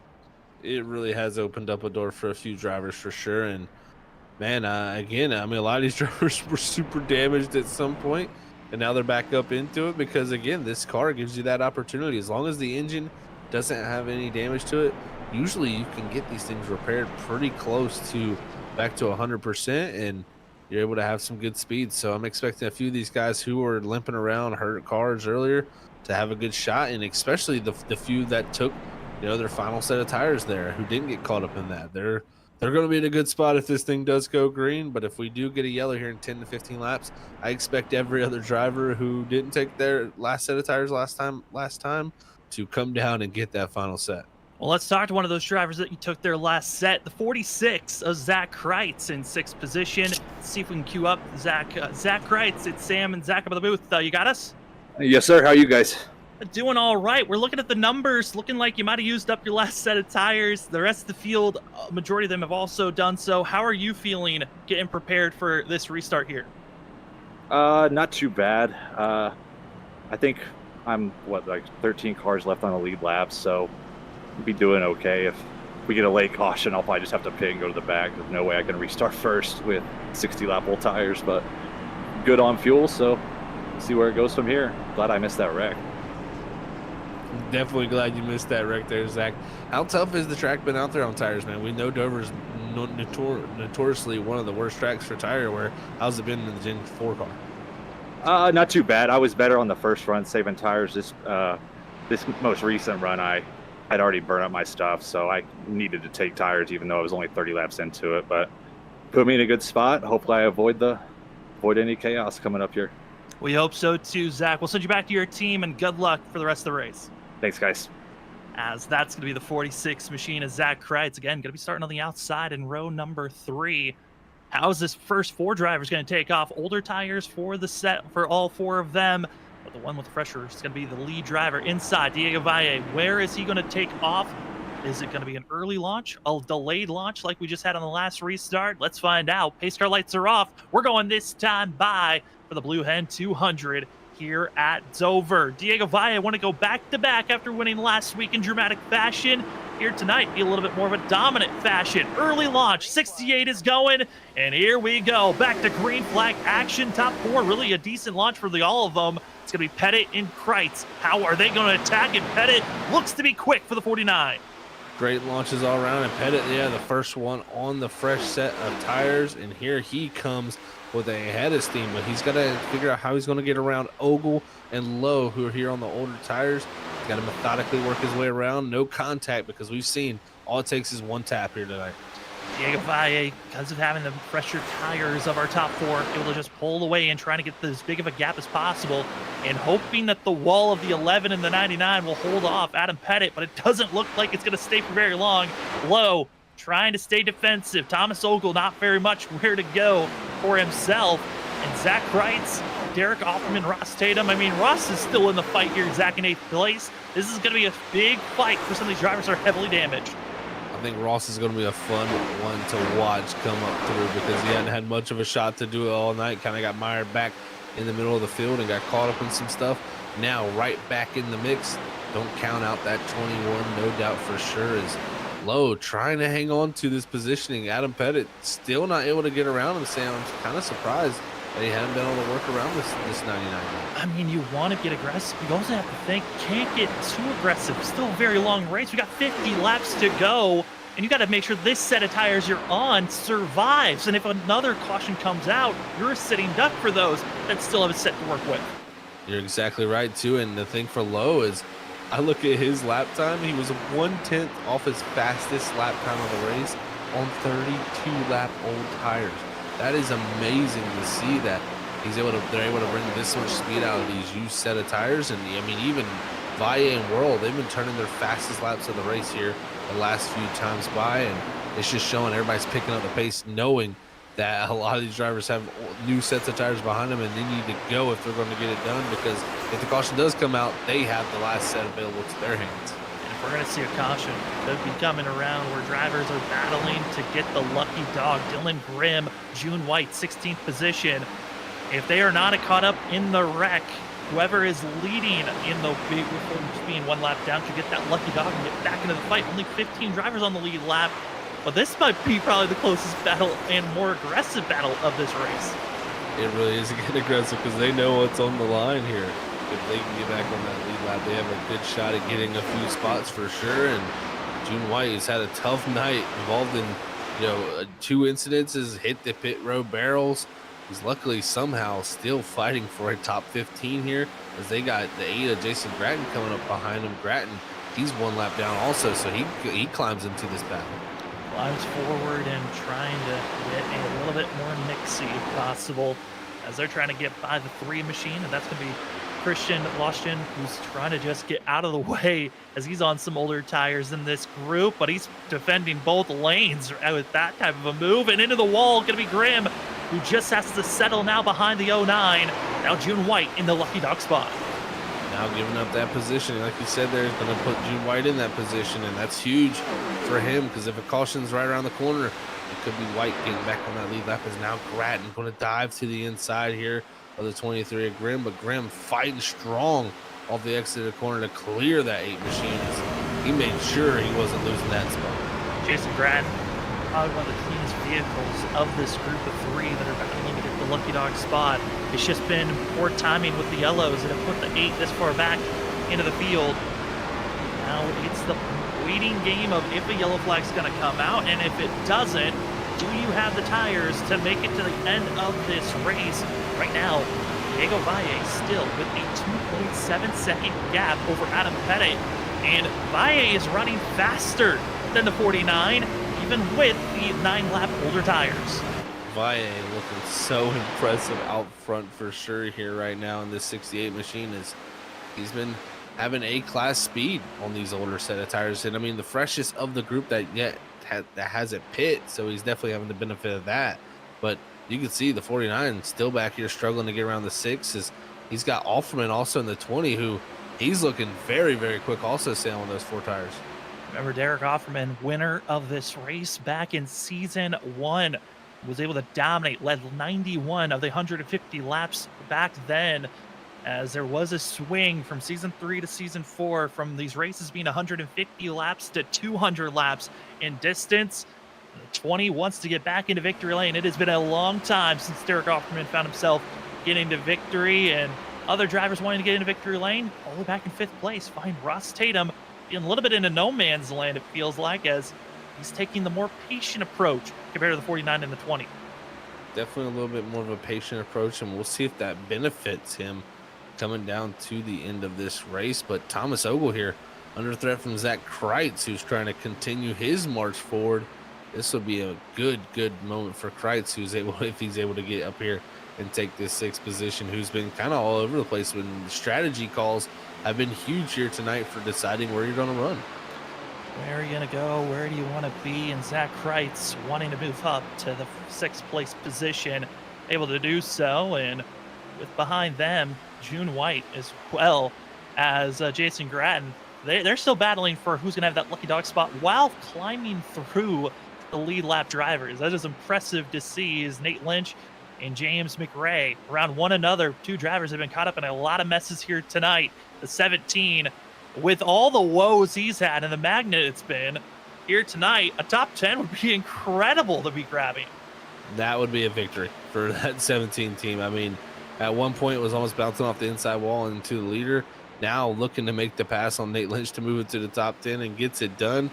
McRae, what a rebound for him in the 17. Huge for that team.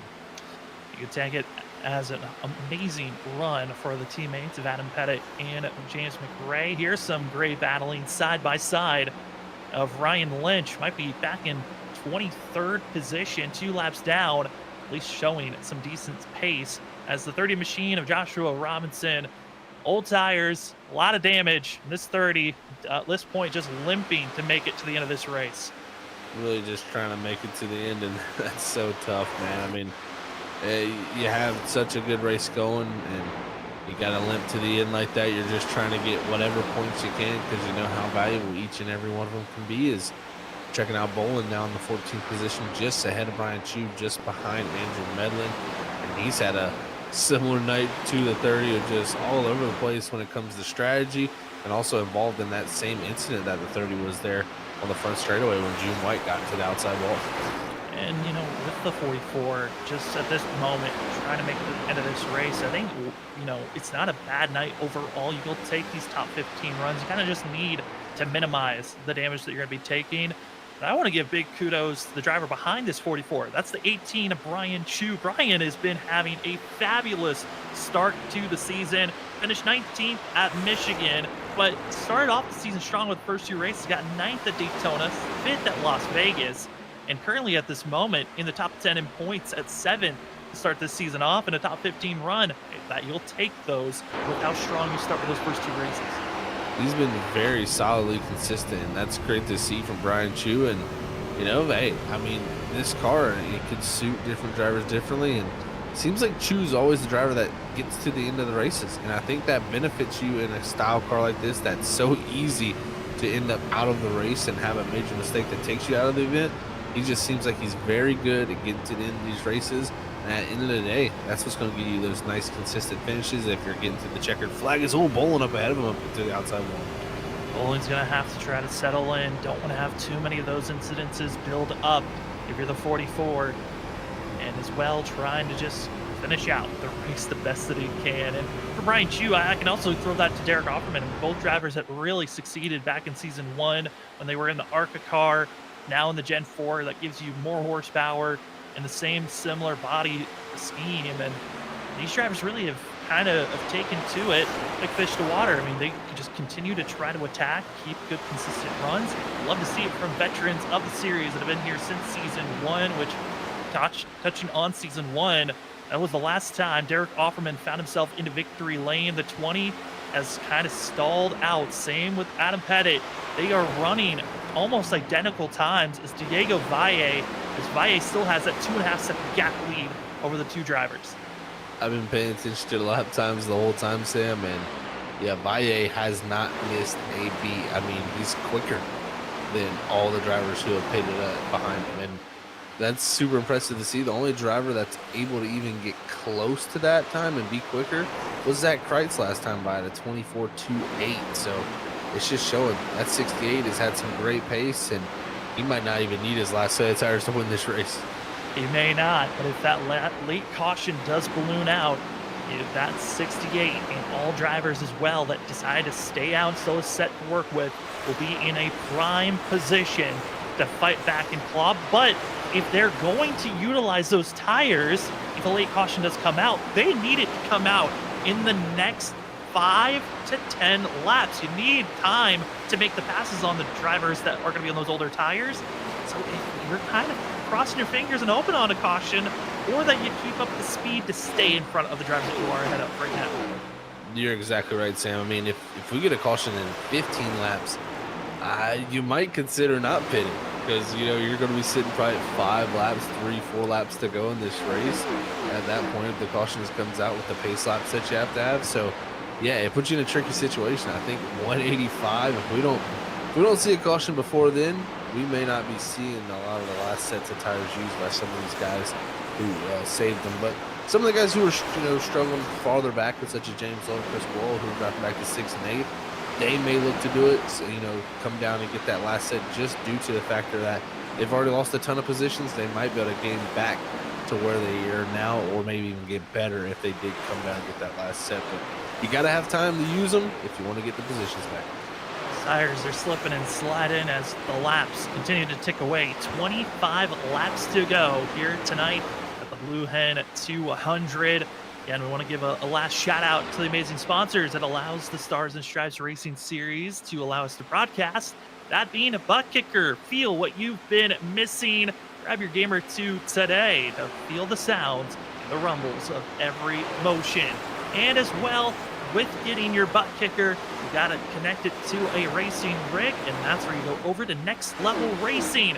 Next Level Racing has plenty of different options on racing rigs, from high end to low end racing rigs. All great quality to grab today. Go to Next Level Racing to get yourself a racing rig to elevate your racing today. Well, thank you so much to the amazing sponsors. Zach, it's been a pleasure to watch these drivers running. And now it's down to the waiting game. Who can catch up to Diego Valle? Because the 9-lap advantage that Pettit, Derek Offerman, and Ross Tatum had, it is not looking like it is going to be helping them in any fashion unless an incident happens where this field, I think for some, hoping that we can just finish out this race quickly. Well, I'll tell you what, Sam, he's just driving away. This is not looking good for the new tires. Those drivers definitely still struggling just a little bit to compete with that 68's pace. But at the end of the day, it's a huge net game, especially Adam Pettit and Derek Offerman. These are huge runs for those guys. And if Offerman can hold back Tatum here in this final 20 laps of the race, that would be huge for him to go and get a top 3, even a top 4, top 5. I mean, that's got to be almost like a win for that 20 team there. As it, it's been a lot of bad luck. And even looking at his car, I mean, his left front is destroyed. I mean, look how far that left front tire is sticking out. For him to be even thinking about top 5, this is amazing night for him. Amazing night. Ross Tatum's rear end's been kicked in a couple of times for the 21, but he's still chugging away even with that parachute on the rear end. And Zach Kreitz just hoping to stay that this race stays green for himself. And Chris Worrell, Old Tires, 6th position for the 6th machine. You just go down the list of drivers and the type of nights that everyone's had. It's been just like how the racing, it feels like a roller coaster. The whole entire night's been like that for a lot of guys going up and down this field. It really has been, and that's Dover for you, man. That is literally why I think they call it the Monster Mile.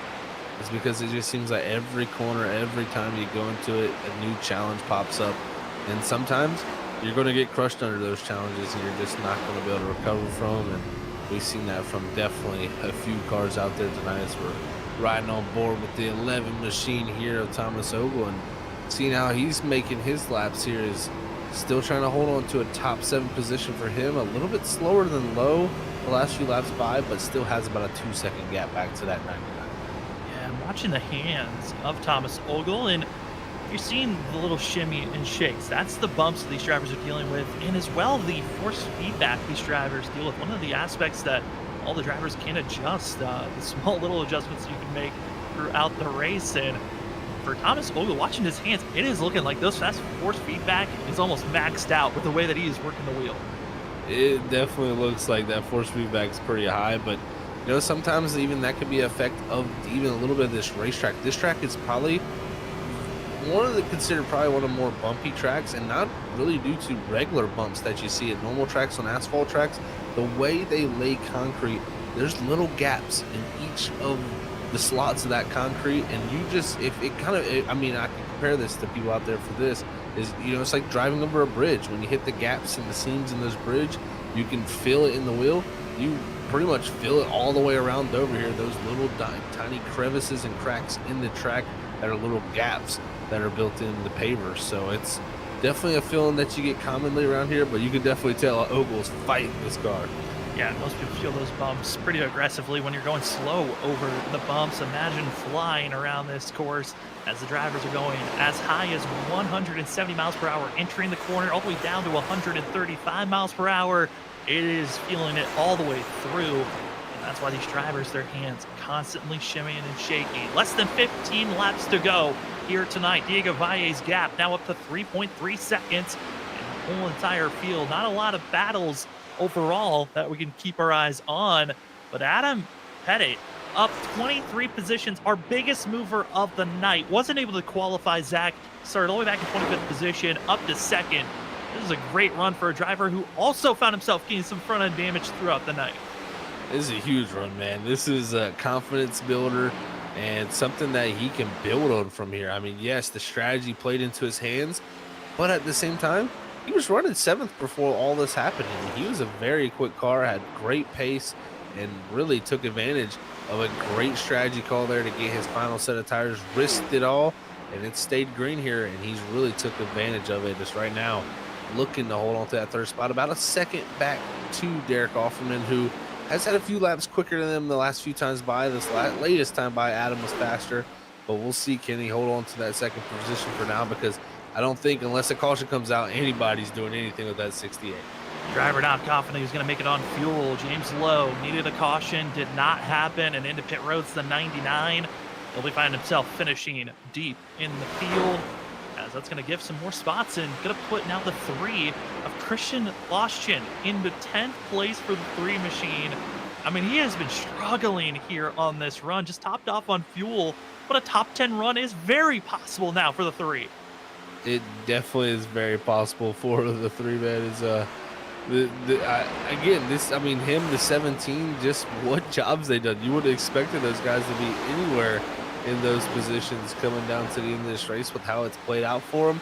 But it just shows you sometimes survival is the key factor to these races, and that's what the 3 has done. He's done what the 17's done. They've had their ups and downs and their hiccups, but they've made it through those bumps and bruises, and now they'll be looking to get a good solid finish for both of them. Solid is the night, less than 10 laps to go for this field. Make it 8 now as Diego Valle crosses the line. The 68 machine has been having a massive run after last week's finish. Had to take a tire strategy call, took 4 fresh tires on a green-white checkered, and made the pass coming across the line practically to steal the win. And Valle has taken that momentum and absolutely utilized it here at Dover. But now the 68 has got some lap traffic. This isn't going to be just a sit and wait type of a run. He's got a little bit of work if he's going to make it to the end of this race. And survival is still the key with a little bit of lap traffic in front of him. Survival definitely is the key, Sam. And I thought, I was watching there for a little while. I thought I saw smoke on the back straightaway for a little bit. Went back and watched it. The 05 of Scott Rickard and the 18 of Brian Chu almost wrecked right in front of Valle. So we can't count this race over yet. If one little mistake just like almost happened, could have took the 68 out of the race. So he's got to keep his head clear and stay focused here, because any mistake up ahead of him, he's got to be able to avoid. And talked about closing rate for drivers with the fact that 99 and James Lowe came into pit road because he wasn't good on fuel. He also took tires for the 99. We got to be careful of him accidentally running someone over, which has been the cause of almost every wreck this here tonight, of drivers just being ran over and spinning down it and causing an incident. So these last 5 laps, cross your finger, knock on some wood. Diego Valle wants to get his 2nd win, and he's got to hope that we stay green. He is hoping for no flags to pop up other than a white flag, and then, of course, finally that checkered flag. Is anything else, he's going to be a little bit worried inside. The biggest feeling he'll have, though, is that feeling of, hey, I have an extra set of tires, but the decision is, will I want to come down and use them? That's going to be the biggest thing weighing on his conscience. And when it comes down to that, if it gets there, he's going to have to make that decision. But got some lap traffic to get through now. Is the 12 of Medlin up ahead, and the 4 of Aaron Hill should be able to make his way cleanly through these. Medlin's going to go high and let the 68 drive on by. 3 laps to go in this field. Holding their breath. How can we make it to the end of this race? Diego Valle through 3 and 4. Trying to just make it one more lap around. Get the white flag. This race turns official as the 68. 2 laps to go. 2 more laps, 2 more miles here at Dover, Delaware. Can we keep it green? Can we keep it clean? That's the big question for Valle here, as there is a log jam in the mid portion of this track, but it looks like he might be able to make it to this white flag, Sam.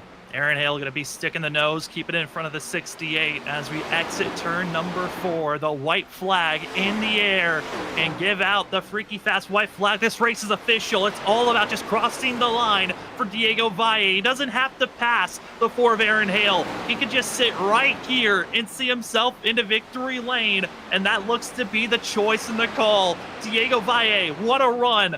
Qualified, took the pole, has practically led every lap that possible here tonight. The exit of turn number 4, make him a 2-time winner, back-to-back this season. Diego Valle is back into victory lane. And that's back-to-back winners, because we had Ross Tatum start up the season with 2 in a row. Now Valle with 2 in a row. It's showing these drivers going on hot streaks here to start the season early. And tonight, really showing out for Diego Valle that he can win at a lot of different courses. His first win last season was at Homestead. He won last week at Michigan. Now gets a win at the mile distance of Dover. Just showing he's got the long the bigger tracks, the 1.5 miles. Now the intermediate is just got to grab a super speedway and a road course and a short track. And the 68's won every course type you could ask for. But Diego gets to burn it down, have his fun. And what a grouping of drivers we get to talk with. Diego Valle, Adam as well, going to be in the 49, and Derek Offerman in the 20. And a spotlight driver, we'll talk to those right after this as the 68 gets to have fun burning it down.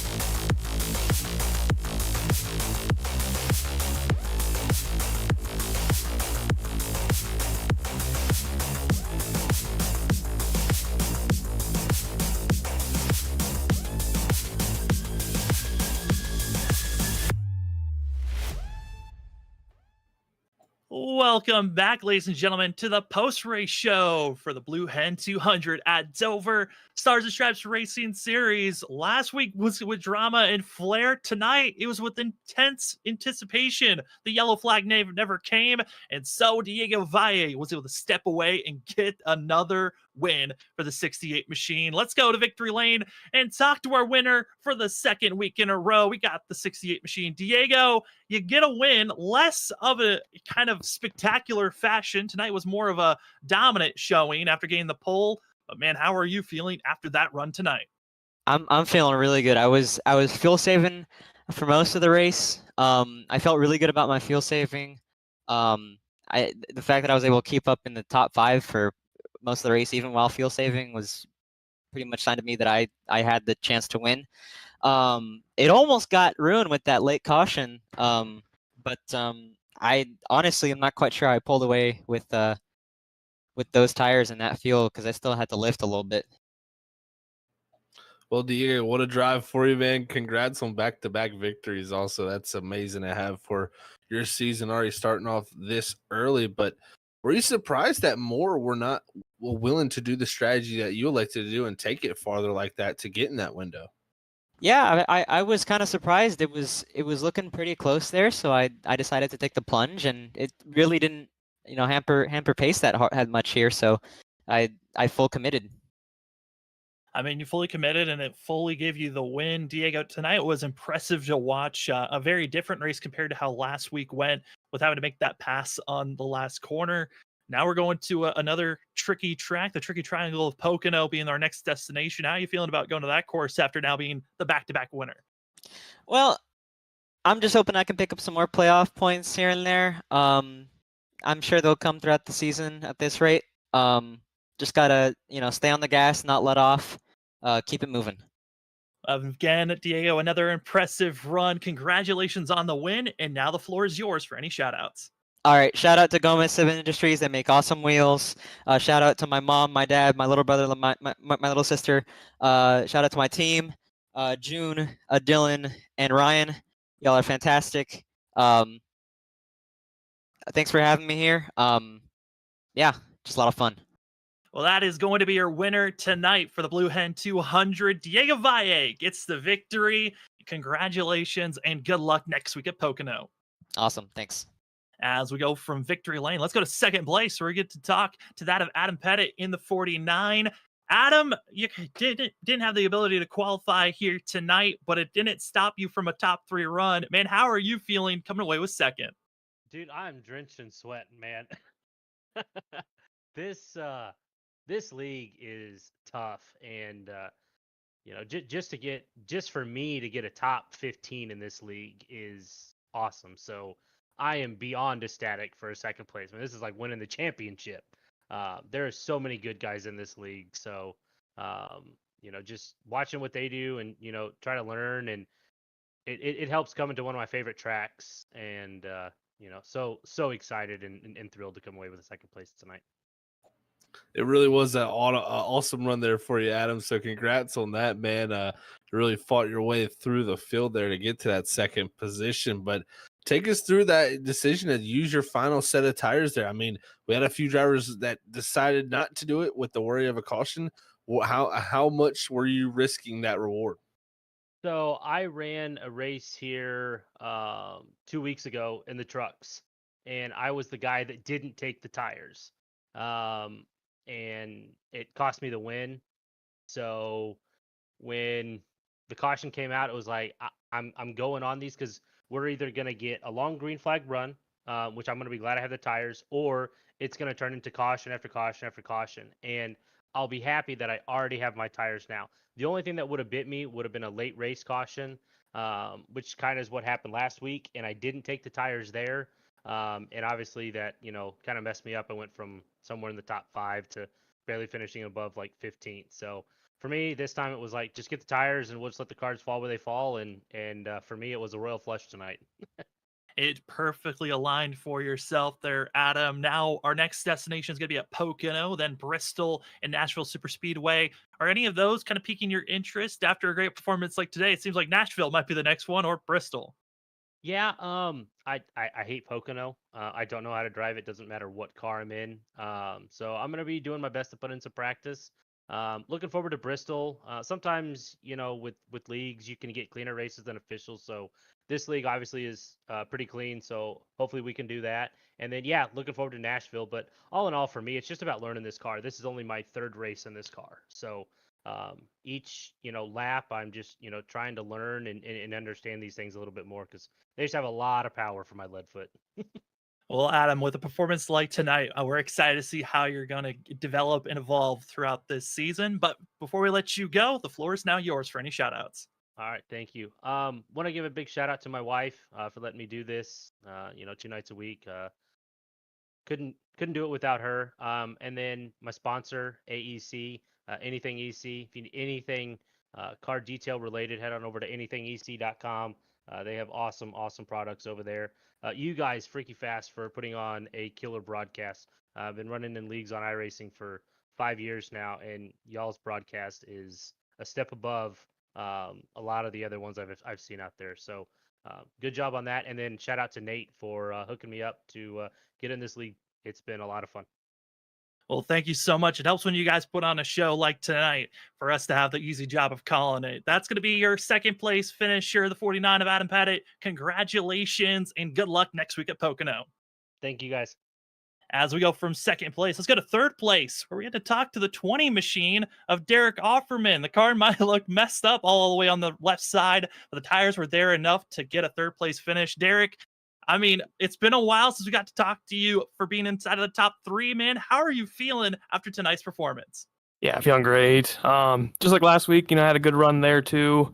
And then to cap it off with the even better run, it's just amazing. It's a good feeling to finally, do well in these cars again. It must really feel well for you, Derek, there. It's great to see, man, and congrats on that third place finish. But had a good bit of left front damage on that nose. How much do you think that was affecting the race car there coming down to the end? Yeah, on the restart there after I think Kyle got taken out and we all kind of got caught up in that wreck. On the restart, on the first few laps, I could really feel it. But after that, it kind of felt good. Maybe the last 10 laps there, but luckily Ross was behind me, quite a bit. And then I think fifth place was even farther back too. So I was kind of just coasting there, happy with the top 5, and then got lucky with the top 3. You get the top 3, Derek, and it's awesome to see with the performances you've been having. How has it been trying to get back to that season 1 kind of major runs you were having, and now being into season 7, you're starting to see that same success? Yeah, and I really didn't do well with, the next gen or the Gen 6 car, just with the drafting model. That wasn't really to my suit of, racing. I definitely like the high horsepower cars, and just having the good finishes now motivates me to want to put in the extra practice, get in earlier, and really put the effort in to keep getting these, top 5s, top 10s. Well, it's been awesome to watch it happen, Derek. And before we let you go, the floor is now yours for any shout outs. Yeah, no, I always want to thank you guys. I appreciate what you guys do. And then a shout out to my mom and dad too. They really enjoy watching these every Thursday night. And they also said you guys have been great too. So keep up the good work, guys. Well, thank you for giving us an amazing show. Third place finisher, Derek Offerman. Congratulations on this great finish and good luck next week at Pocono. Thanks, guys. We'll see you next week. Can't wait for it. Now we head down to our spotlight driver. Going to be in the 3 machine, finishing in 10th place. We got Christian Alashin coming away with 10th place. Christian, you come away with 10th. We were looking at how you were running here tonight. It looked like the handling really disappeared at the end, but you still come away with top 10 finish. How are you feeling after tonight's performance? I'm feeling pretty good. Yeah. I absolutely burnt them up. I ran a little bit too hard at the beginning of that last green flag run there. I was kind of, once I started falling, I started keeping a close eye on Josh there behind me, starting to creep in, and then a little bit in the run, it kind of came back a little, but yeah. Christian, I'd say a great run there, man. We're getting into the top 10 here tonight. How was it managing those tires? Because we've seen some drivers struggling with it, while other drivers were able to maintain pretty well.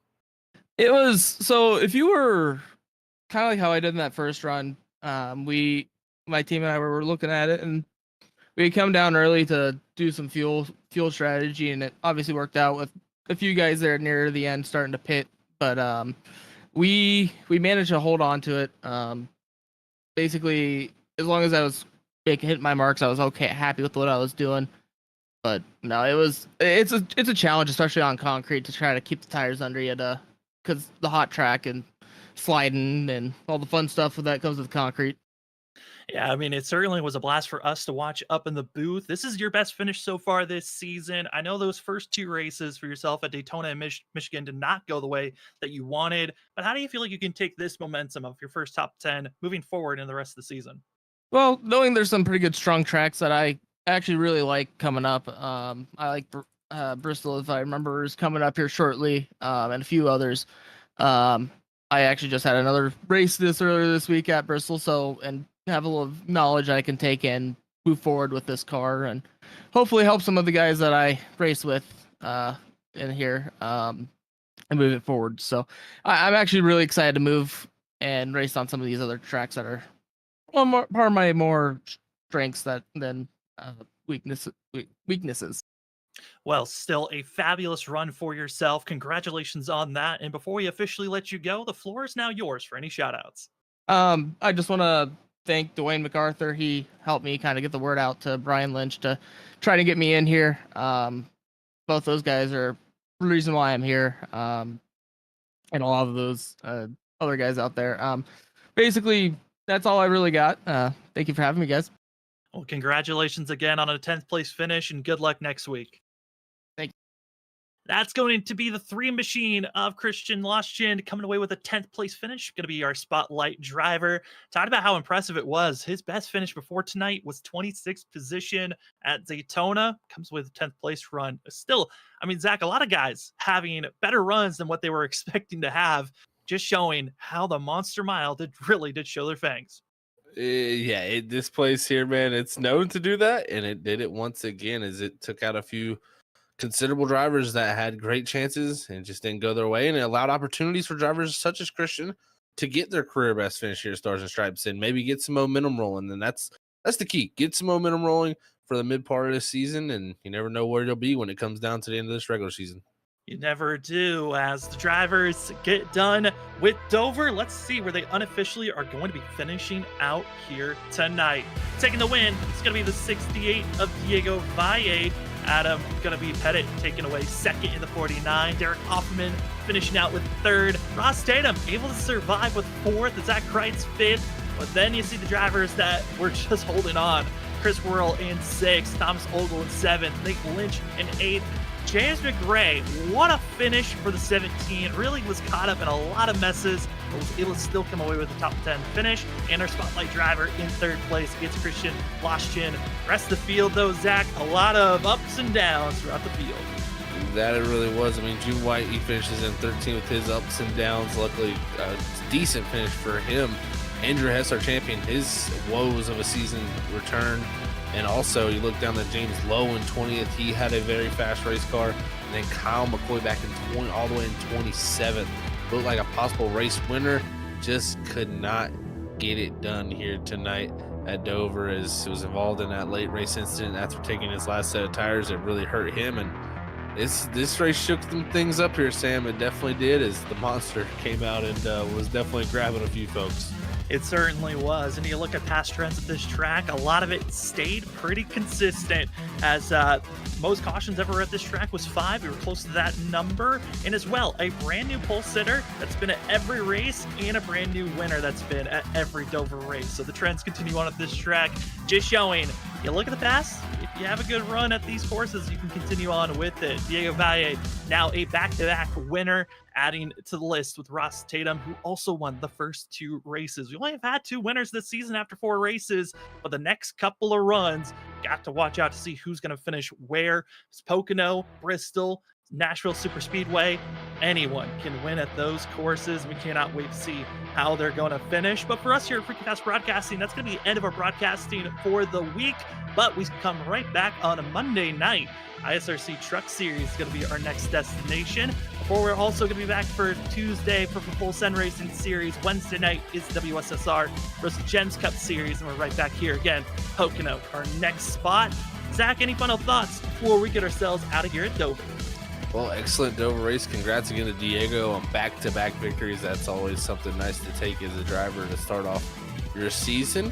But, man, can't wait for Pocono next week. Tricky Triangle, get some high horsepower, high speeds down those front straightaways. It's going to be a wild one, to say the least. Don't miss out on it, folks. Do not want to miss it at all. Well, thank you so much to everyone that joined with us on the coverage of Dover Blue Pen 200 for the Stars and Stripes Racing Series. Race 4 is in the books. Diego Valle gets his second win of the season. He's going to hope that he can carry that momentum moving forward. But for us, we are going to call it a night. Thank you so much. Again, my name is Sam Dyer. Zach Hall was joining me up in the booth. Robert Moore Jr. running productions in the background. And for everyone else that works at Freaky Fast Broadcasting, thank you so much for watching. We will see you Monday night for our next Freaky Fast broadcast.